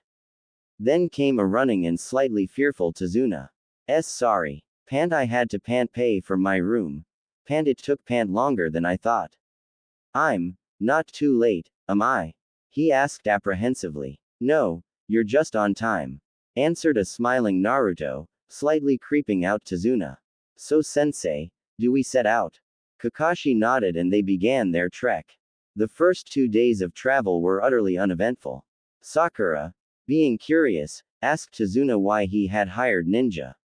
The reason was that a business tycoon, Gato, was submitting Wave to his despotic reign, his bridge being the only hope to break his hold on the country. He gave a quite vivid description of the situation in Wave. How poor they were, how people were thrown to the streets, and how children were forced to scavenge for food. Considering just how dangerous Tazuna was to Gato's reign, he expected him to send his mercenaries to kill him off, hence why he needed ninja protection. Tazuna-san, you do realize Gato'll just have to seize the bridge, right? Noted Naruto. Yeah, I know. That's why I'm building a secret passage inside the bridge. That way we'll be able to discreetly pee mercenaries into our country to overthrow Gato. Not a bad idea. But what is stopping them from taking control of the country? The daimyo's forces. He's not doing shit because Gato didn't try to take his place. But if the mercenaries do turn against us, the daimyo will be forced to react. Maybe, said Naruto, a plan beginning to form in his head. At this instant, stone spears flew from the woods. Naruto went to the right, unsheathing his blades and deflecting the spears masterfully, while Sasuke did the same on the left with his chikudo. Kakashi immediately had a kunai in each hand, and Sakura, on reflexes alone, took a defensive position near Tazuna. From the undergrowth, 3 shinobi emerged, all of them with slashed Iwa headbands. Well, what do we have here? Poor Lil. Tree huggers are protecting our target. Be nice, hand him over, and we'll let you live. Naruto, who had brought the hood on his hair, looked carefully at each of the Iwa deserters. One was facing him, another was in front of Sasuke, and the last was directly in front of Kakashi. Sensei, They're pages 359, 360 and 361 of the bingo book. Iwagawa Kosuke, Noda, and Setsuo. Hey, heard that brothers. We're famous. Even Konoha Genin know our names. You're the weakest missing nin to ever leave Iwa. You are so weak that the bounty for your heads is placed at half the standard bounty for rogue chunin, making it the lowest bounty in the history of the elemental nations. Rumor has it that Onoki is even considering removing the bounty altogether since you're so weak. Answered Naruto with a smirk, thoroughly incensing the three missing nin. Since they were so angry, they charged right in, intent on showing the genin how strong they were. Sasuke dashed forward and cleanly bisected his enemy before spinning on his heels and cutting off both his arms to ensure he wasn't a danger anymore. Naruto ducked under a kunai strike before cutting the man's arms at the elbow. He then slammed his knee in the man's groin, causing him to fall forward with a grunt of pain and opening him for a hit at the base of his neck, knocking him out. Kakashi simply disappeared and reappeared behind his enemy and chopped him in the neck, causing him to fall unconscious. Then, he turned to his blonde student. Naruto, why did you assume I didn't know who they were? I assumed you did, I simply didn't see any other way to exploit their weakness. It's said in the bingo book that they are easily angered, especially when you question their worth, and that their competence drops when angry, so I found a way to take advantage of that. Good thinking. Praised Kakashi with an eye smile. And Sasuke, good job. You handled him very well. Kakashi then turned towards his last student and was only mildly surprised to see Sakura breathing hard and looking at the blood and guts of Sasuke's opponent. She was shivering, small whimpers escaped her. Naruto, Sasuke, try and interrogate the two survivors. I have to talk to Sakura. With that, he gently pushed the Pinkett towards the wood to have a talk with her. Naruto took his prisoner, bandaged his arms just enough to stop the bleeding, and looked over his shoulder. To his surprise, the old man didn't seem all that fazed by the sight of blood. Ill at ease, yes, but not in shock. Turning back to his prisoner, he tied him to a tree and passed smelling salts under his nose, causing him to wake up, though groggily, probably because of blood loss. Hello, Kosuke. I have quite a few questions. Screw you. No thanks, I'm not swinging that way. Naruto took a scroll from inside his coat and unrolled it where Kosuke could see it. From it, he unsealed an array of pointy things. Just looking at the assortment of things, Kosuke felt phantom pain begin to appear throughout his body, but he stood strong. Naruto then took a small piece of paper, showed him the seal on it, and placed it on his forehead before activating it. Kosuke felt a strange tingle go through him, and he was surprised to feel his clothes against his skin with such intensity. Everything seemed more intense. Now, as you may have noticed, your sense of touch has been heightened. Nearly 100-fold. Naruto then took a spoon. Kosuke hadn't seen it because he was concentrated on all the menacing tools. Naruto showed him the spoon clearly, both sides, before bringing it down on his shoulder, almost like a playful hit. But you wouldn't have guessed, given the scream of pure anguish and pain that escaped Kosuke's lips. What the hell? Naruto didn't answer. He instead took a strange apparatus with vicious-looking hooks and held it in front of Kosuke's eyes. The handle seemed a bit large, and there was a button on the shaft that had the hooks. Naruto pressed the button and small arcs of lightning began coursing on the hooks. The feet are one of the body parts with the most neural terminuses, did you know that? There's also the tongue. But since you obviously can't write anymore, you'll need to talk. Oh, and did you know that there's a point in pain where you suffer so much that you can't even fall unconscious? That did it for Kosuke. If a single spoon could cause that much pain, he didn't want to know what that thing would feel like, especially not if he knew he couldn't escape it. He blurted out everything, how Gato had hired them to kill Tazuna, the exact emplacement of Gato's fortress, his ties with the daimyo, the number of his goons, even the emplacement of the pirate bases working for him. And Naruto, of course, took note of everything on a little notepad. When Kakashi came back with a slightly better Sakura, he saw a whimpering mess near Naruto and Sasuke trying and quite failing at extracting information from Setsuo. It seemed Sasuke's torture methods weren't his bright point. Alright Sasuke, enough, I'll handle him. The Uchiha backed off grumbling and the slightly sweating Iwagawa smirked. Kakashi then turned to Naruto and sighed. Naruto, I asked you to interrogate him, not break him. But I interrogated him, he sang like a bird. Here are my notes. Kakashi looked at the notebook and his eye widened. Naruto, how did you do that? A tag, a spoon, and some intimidation. Naruto, never speak of this around anyone with contacts in T&I. Why? Because if you do, Ibiki will pester me until I give you to him. Meh, fair enough. So, we go on. These guys were weak as hell and their boss isn't particularly stronger. Kakashi thought about it for a moment before nodding. Alright, behead them. I'll seal their heads, their bounty will add to the mission pay. Kosuke almost welcomed death, but not Setsuo. Far from that, you tree huggers. You'll all die. You can't stand against Gado's army. You'll all die, and I'll piss on you from up there. Sasuke, having had enough, beheaded the man in one swift slash of his Chikudo. Kakashi quickly sealed the heads and they resumed their trek. Along the way, Sasuke kept sending dirty looks to Naruto, pissed that the Dobi, the dead last, was once again besting him. It was infuriating. He was supposed to get stronger to avenge his clan, yet that guy, who didn't seem to have an ounce of hatred in him, was getting stronger than he was.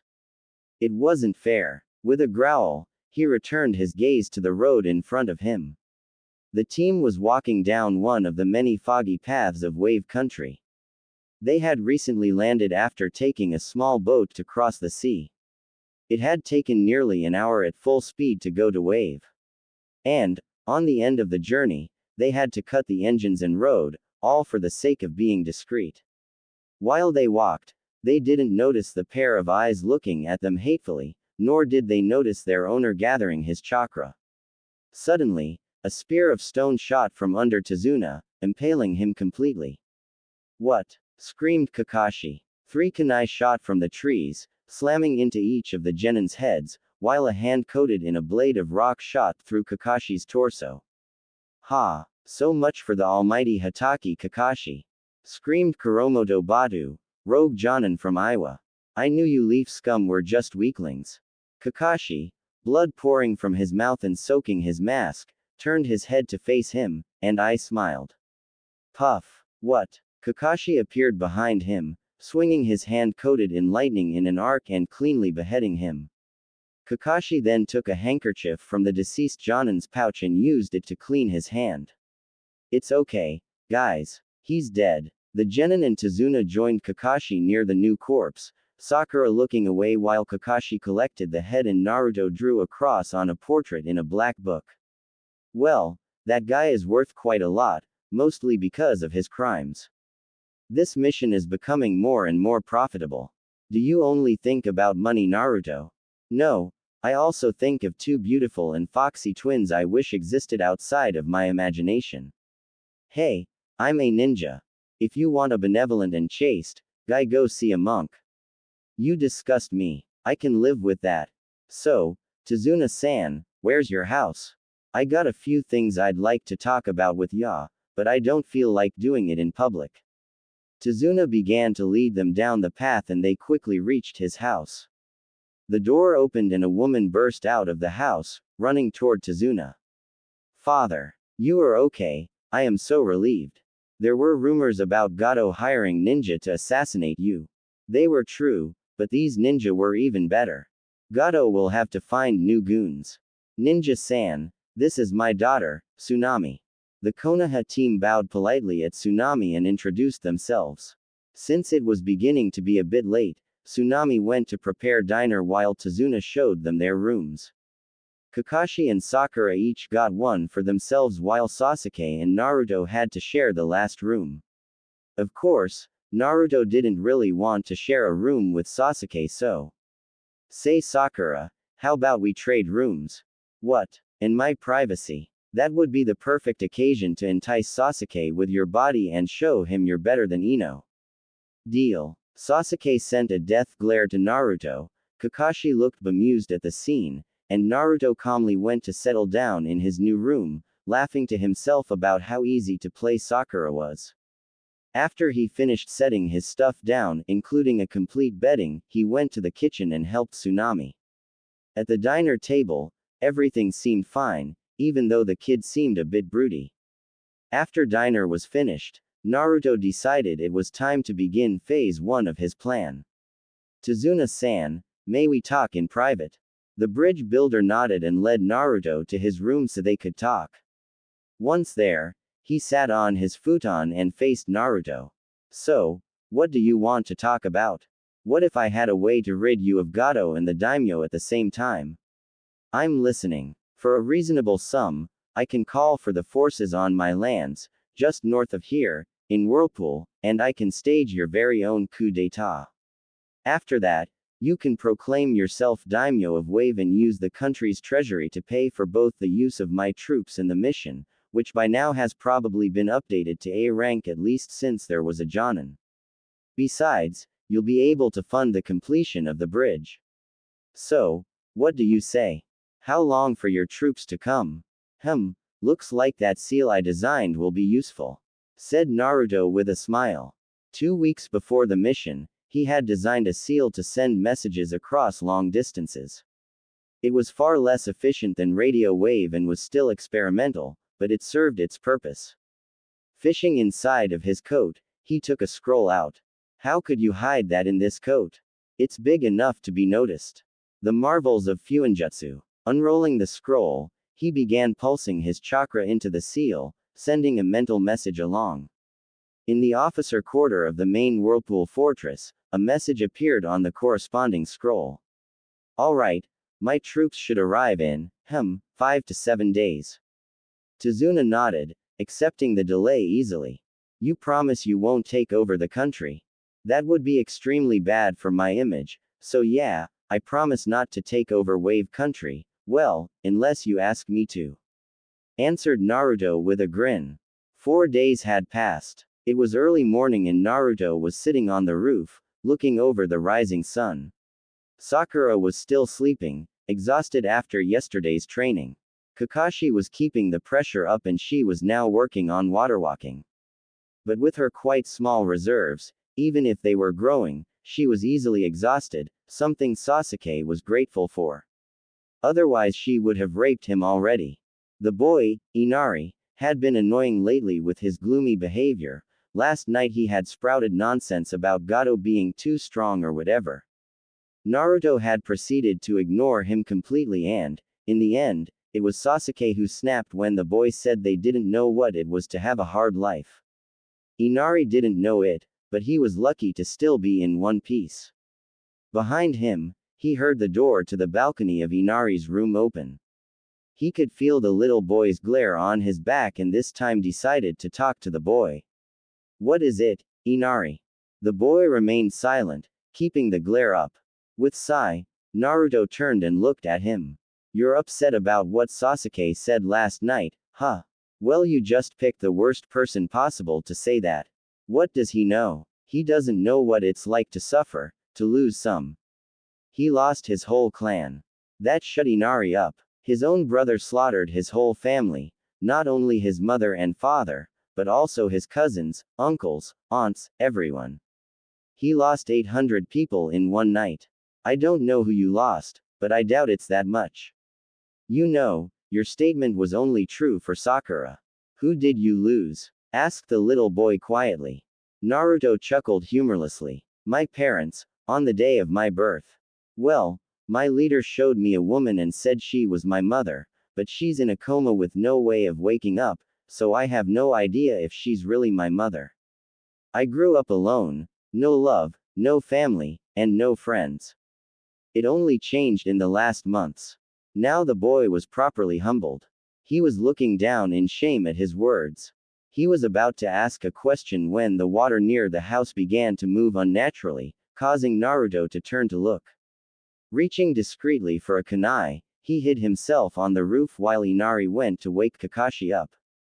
The water began to rise and, from the depth, emerged an octopus with the symbol of whirlpool appearing on his skin like a tattoo. Kakashi suddenly appeared behind Naruto, looking at the summon cautiously. Naruto, since when do you have summons?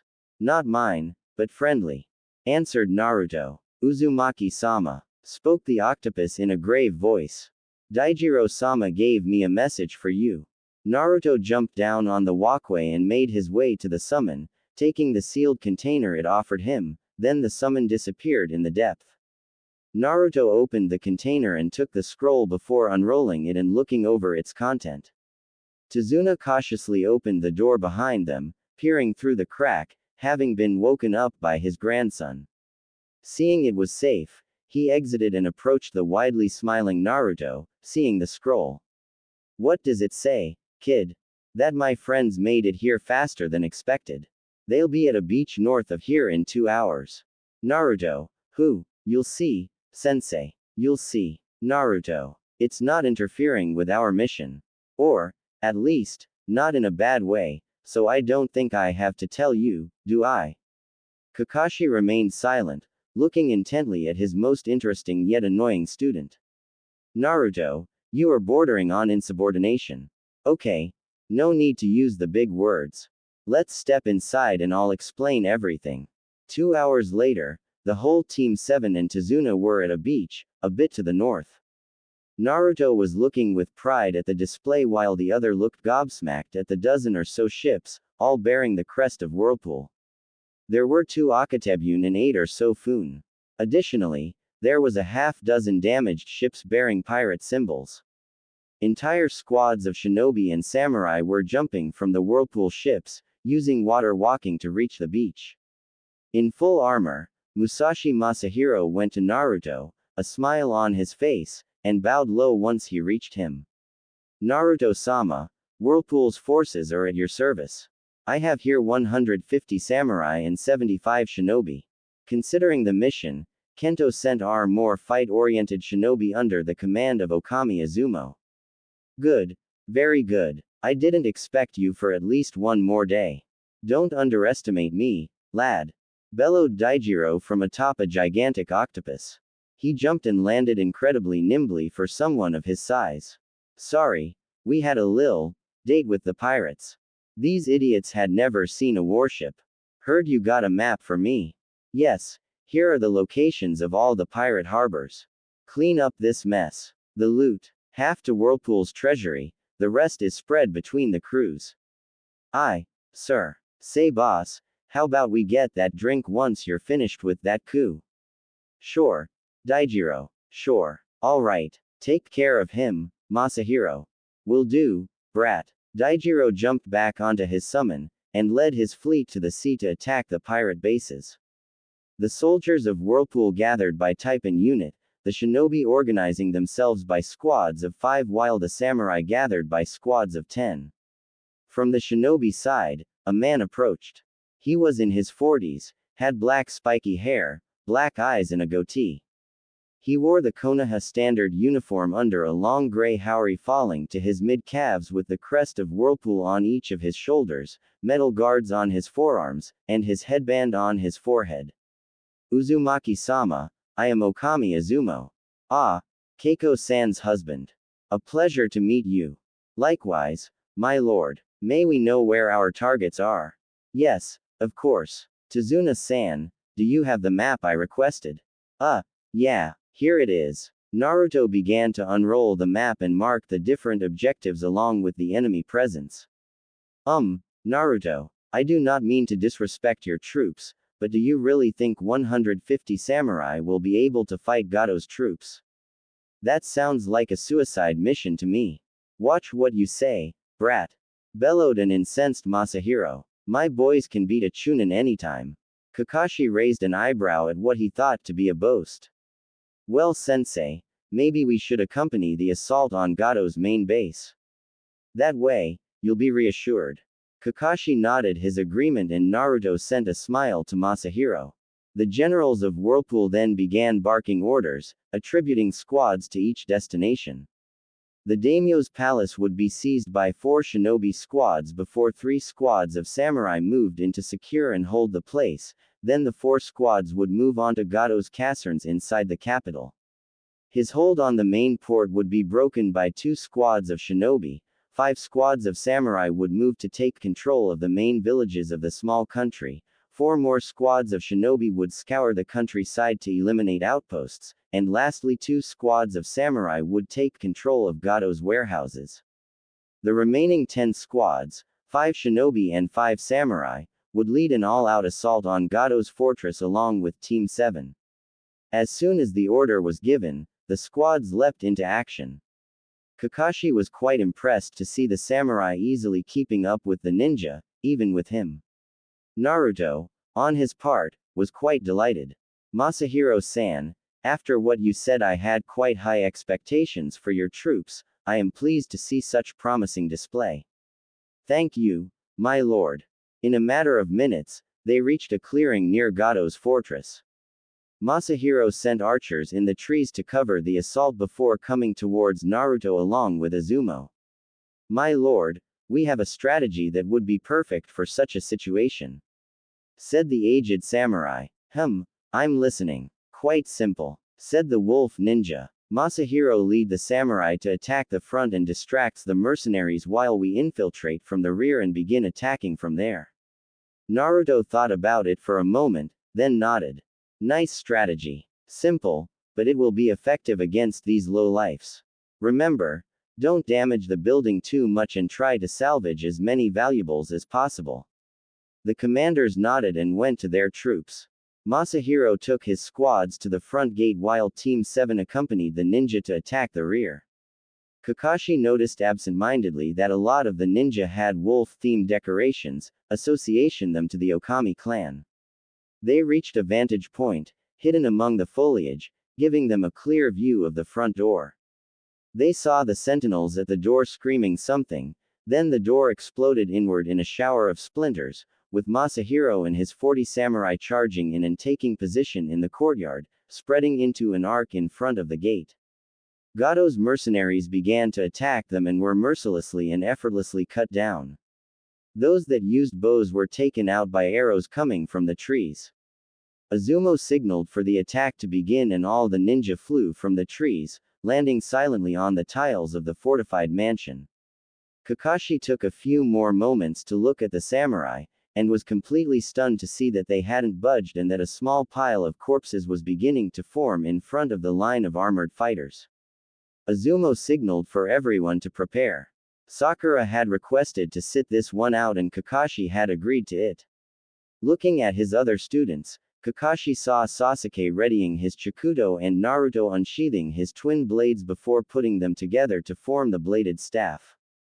Kakashi saw the Whirlpool ninja readying their weapons and noticed that they all had weapons of some kind. The flow of mercenaries had stopped. Seeing that they didn't risk to be flanked anymore, the ninja jumped into action. They landed silently and gracefully behind the wall of mercenaries and began to brutally attack them. Naruto jumped into the fray, decapitating 2 thugs in one slash of his blade. Still in the air, he spun on himself, bringing down his blade across the back of a bandit as he landed and completed his spin. Screams of panic began to fill the ranks as the ninja slaughtered the mercenaries silently. Spinning on his heels, Naruto cut 3 thugs in half at their midriff before blocking an axe destined to his head. Spinning his staff, he pushed the weapon up and slashed the man open with the second blade. Jumping back, he landed on the chest of another man whose head he removed as he fell before jumping lightly to keep him at head height and slashing wildly around him, slashing open 4 necks and 6 throats. 10 seconds, 18 dead. Jumping above a spear, he landed on the hilt and immediately began running along it, spinning his staff wildly as he went, killing 5 more bandits before reaching the owner of the spear and beheading him in one fluid move. 24. He dashed to the right, ducking under a strike from a nunchaku before driving his blade in the skull of the owner as he removed it. He used the momentum to open another goon from hip to shoulder with a spin of his staff. He then jumped over a sword strike and took the wielder's head. An idiot trying to look cool by using a war scythe tried to kill him. Naruto simply stepped back before swinging his staff and cutting the shaft. He then kicked the blade into the man's face while blocking a dagger from his left. Using the momentum of his right foot, he jumped up and slammed it into his opponent's windpipe, crushing it. Accompanying the falling corpse, he spun his staff around, slashing open 3 more throats. 32. The ranks of the opposition were thinned, no one remained near him and the last enemies were taken down. Masahiro came to him, a smile on his face. How many, my lord? 32. A victorious smile made its way to the general's face as he extended his hand toward one of his captains, palm upward. The captain, grumbling something about killing machines, placed a pile of ryo in Masahiro's hand to Naruto's amusement. You made a bet on my kill count. Yes, sir. I knew you would at least kill 30 of them, so I bet on it. Naruto nodded. All right, let's go get that Gato fellow. If I may. Sir. Said Izumo. It would be safer to let my clansmen search the complex and warn you once the target is located. Naruto thought about it, then nodded his consent. The shinobi began to spread throughout the complex, searching for traps and enemies. The rare resistance pockets were taken out quickly and quietly and Gato's office located. Naruto went to the office with Kakashi, Izumo, Masahiro and Sasuke.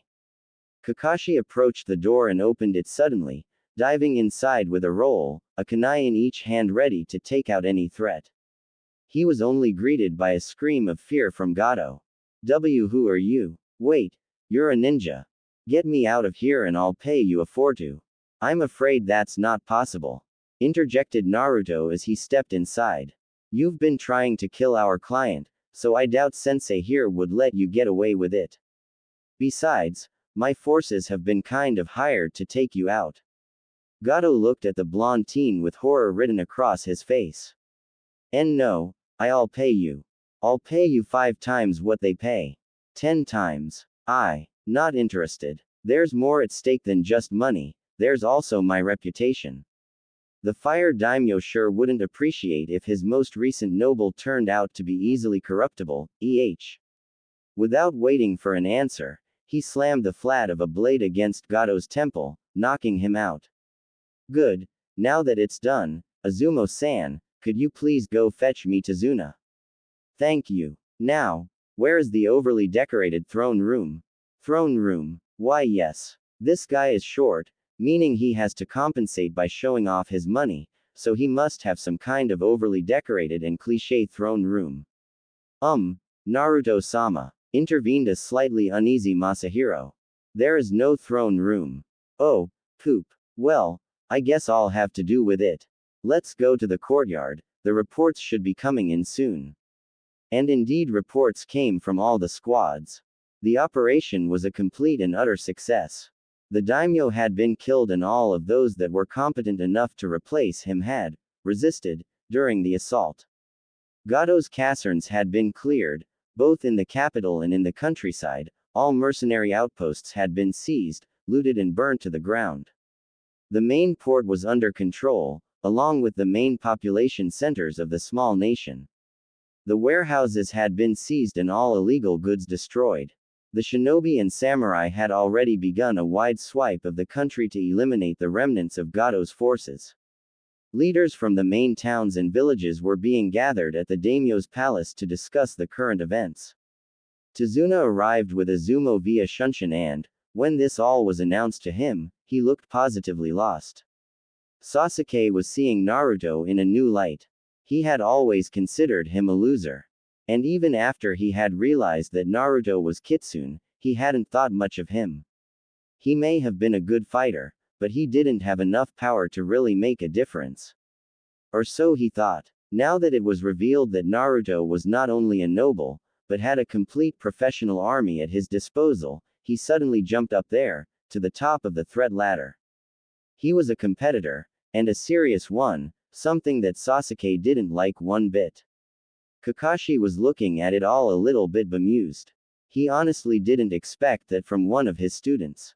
Usually, The forces trained in the clan fiefs didn't leave these lands unless a war occurred, may it be against another clan or another country. Most of them were militias of genin with a small cadre of chunin and jonin at their head, but Naruto had shown here that he had a fully trained samurai force more than willing to obey his every orders, a fleet of warships probably able to go toe-to-toe with Kiri, and at least one clan of shinobi ready to obey him. And he was ready and willing to call onto them. If that wasn't enough, his forces were visibly well trained, with samurai capable of keeping up with shinobi and a ninja force that seemed to count a good number of high chunin in their ranks. It was impressive, and it would definitely be mentioned in the report. The group shunshined to the daimyo's palace, and Kakashi was honestly surprised to see the samurai general using the shunshin so casually, but he didn't show it. They stepped into the throne room and saw that the representatives of all the biggest villages and towns were there. Naruto stepped forward. Good morning everyone. I am Uzumaki Naruto, Lord of Whirlpool. Tazuna-san hired my forces to remove Gato and the former daimyo with him since they were working together. Well, it's done. As of today, 11 o'clock, 30 minutes ago, Gato has been arrested. Masahiro-san, did you bring him along? The samurai threw the little businessman, tied up, in the middle of the room. Good. As per my contract, I am instating Tazuna as daimyo of Wave and delivering Gato to you so you can judge him in any way you want. Now, as for my payment, if it does not upset you, I think I will pay myself with Gato's possessions. Is that all right? Everyone in the room nodded eagerly. Wonderful. As part of the contract, humanitarian aid will come to Wave around tomorrow. And, since Gato really does own a lot, or rather owns since it's mine now, I will include a few squads to patrol your islands and ensure peace remains. Is that all right with you? Once again, the council was eager to accept, making their agreement known quite vocally. Good. The legal content of the warehouses will be relinquished to Wave, along with your ports and the pirate ships captured. Excuse me, Uzumaki-sama, said one mayor with his hand raised. Did you say pirate ships? Why you destroyed the pirate blockade? Well, maybe not completely yet, but my fleet has a map of all the pirate hideouts under Gato's command and is busy destroying them. Now, Daimyo-sama, said Naruto, bowing to Tazuna, I will go back to my new mansion and set it up as a field HQ for the patrols. Have a good day. Naruto exited the room with a spring in his steps, along with the Konoha ninja and Whirlpool soldiers. 2 weeks since they had arrived, and the bridge was finished. A complete consensus had emerged from the people of Wave, and it was decided that the bridge would be called the Great Whirlpool Bridge, in honor of the warriors that saved them from slavery at Gato's hand. Entire ships of food had arrived from Whirlpool, and the small island nation was beginning to rebuild what it had lost. Now, all the officials and a sizable portion of Wave's population were seeing the team off. Naruto was exchanging a few last words with the commander of the patrol forces in Wave, a woman named Minamoto Tomo. Finally, they set off to go back to the Leaf. Sasuke was as gruff as ever, even more so when it came to Naruto. Said blonde was clearly showing he didn't give a damn and smiled wickedly, and Sakura was back to worshipping the Uchiha with one or two wary glances to her other teammate. Kakashi, under the cover of reading his book, was thinking deep, trying to understand why exactly his student had this smile. Finally, curiosity consumed him. Naruto, what are you smiling about, if I may? Hey, Tazuna-san may be a good bridge builder, but he isn't a daimyo. He wasn't formed to be one. And it so happened that all those that could have advised or taught him resisted during the assault on the palace. He'll want out, sooner or later, and without anyone competent to take the post, Wave will want to become part of Fire Country, most probably to become part of a fief to benefit from the privileges. Now Kakashi understood, and they'll choose the fief that was so good to them, Whirlpool.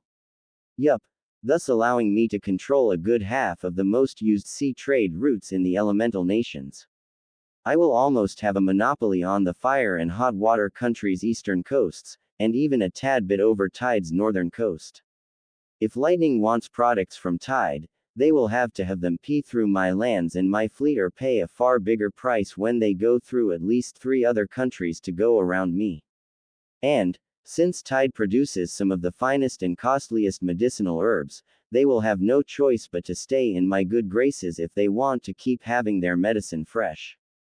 As you can see, I will find myself in an excellent position to put pressure on Lightning, which means I will become a necessary ally for the Hyuga in the issue around the abduction of Hiyashi-sama's twin daughters, thus increasing my support base in Konoha.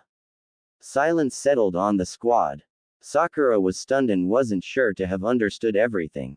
Sasuke was struggling to understand the geopolitical implications, a subject he hadn't really studied. Kakashi understood everything, and now perfectly realized that his blonde student was a political monster in the making, if only because of the power he would hold. Maybe I should negotiate with the Tide Daimyo to establish Whirlpool commercial outposts on his coast. That would extend the monopoly. I'll need to see how I could sway him in my favor. Mused Naruto out loud, further convincing his teammates that the blonde was in fact a dangerous and manipulative individual. From then on, the trip continued without a hitch. Kakashi returned to his reading, Sakura to her worshipping, Sasuke to his brooding, and Naruto to his dreams of world domination.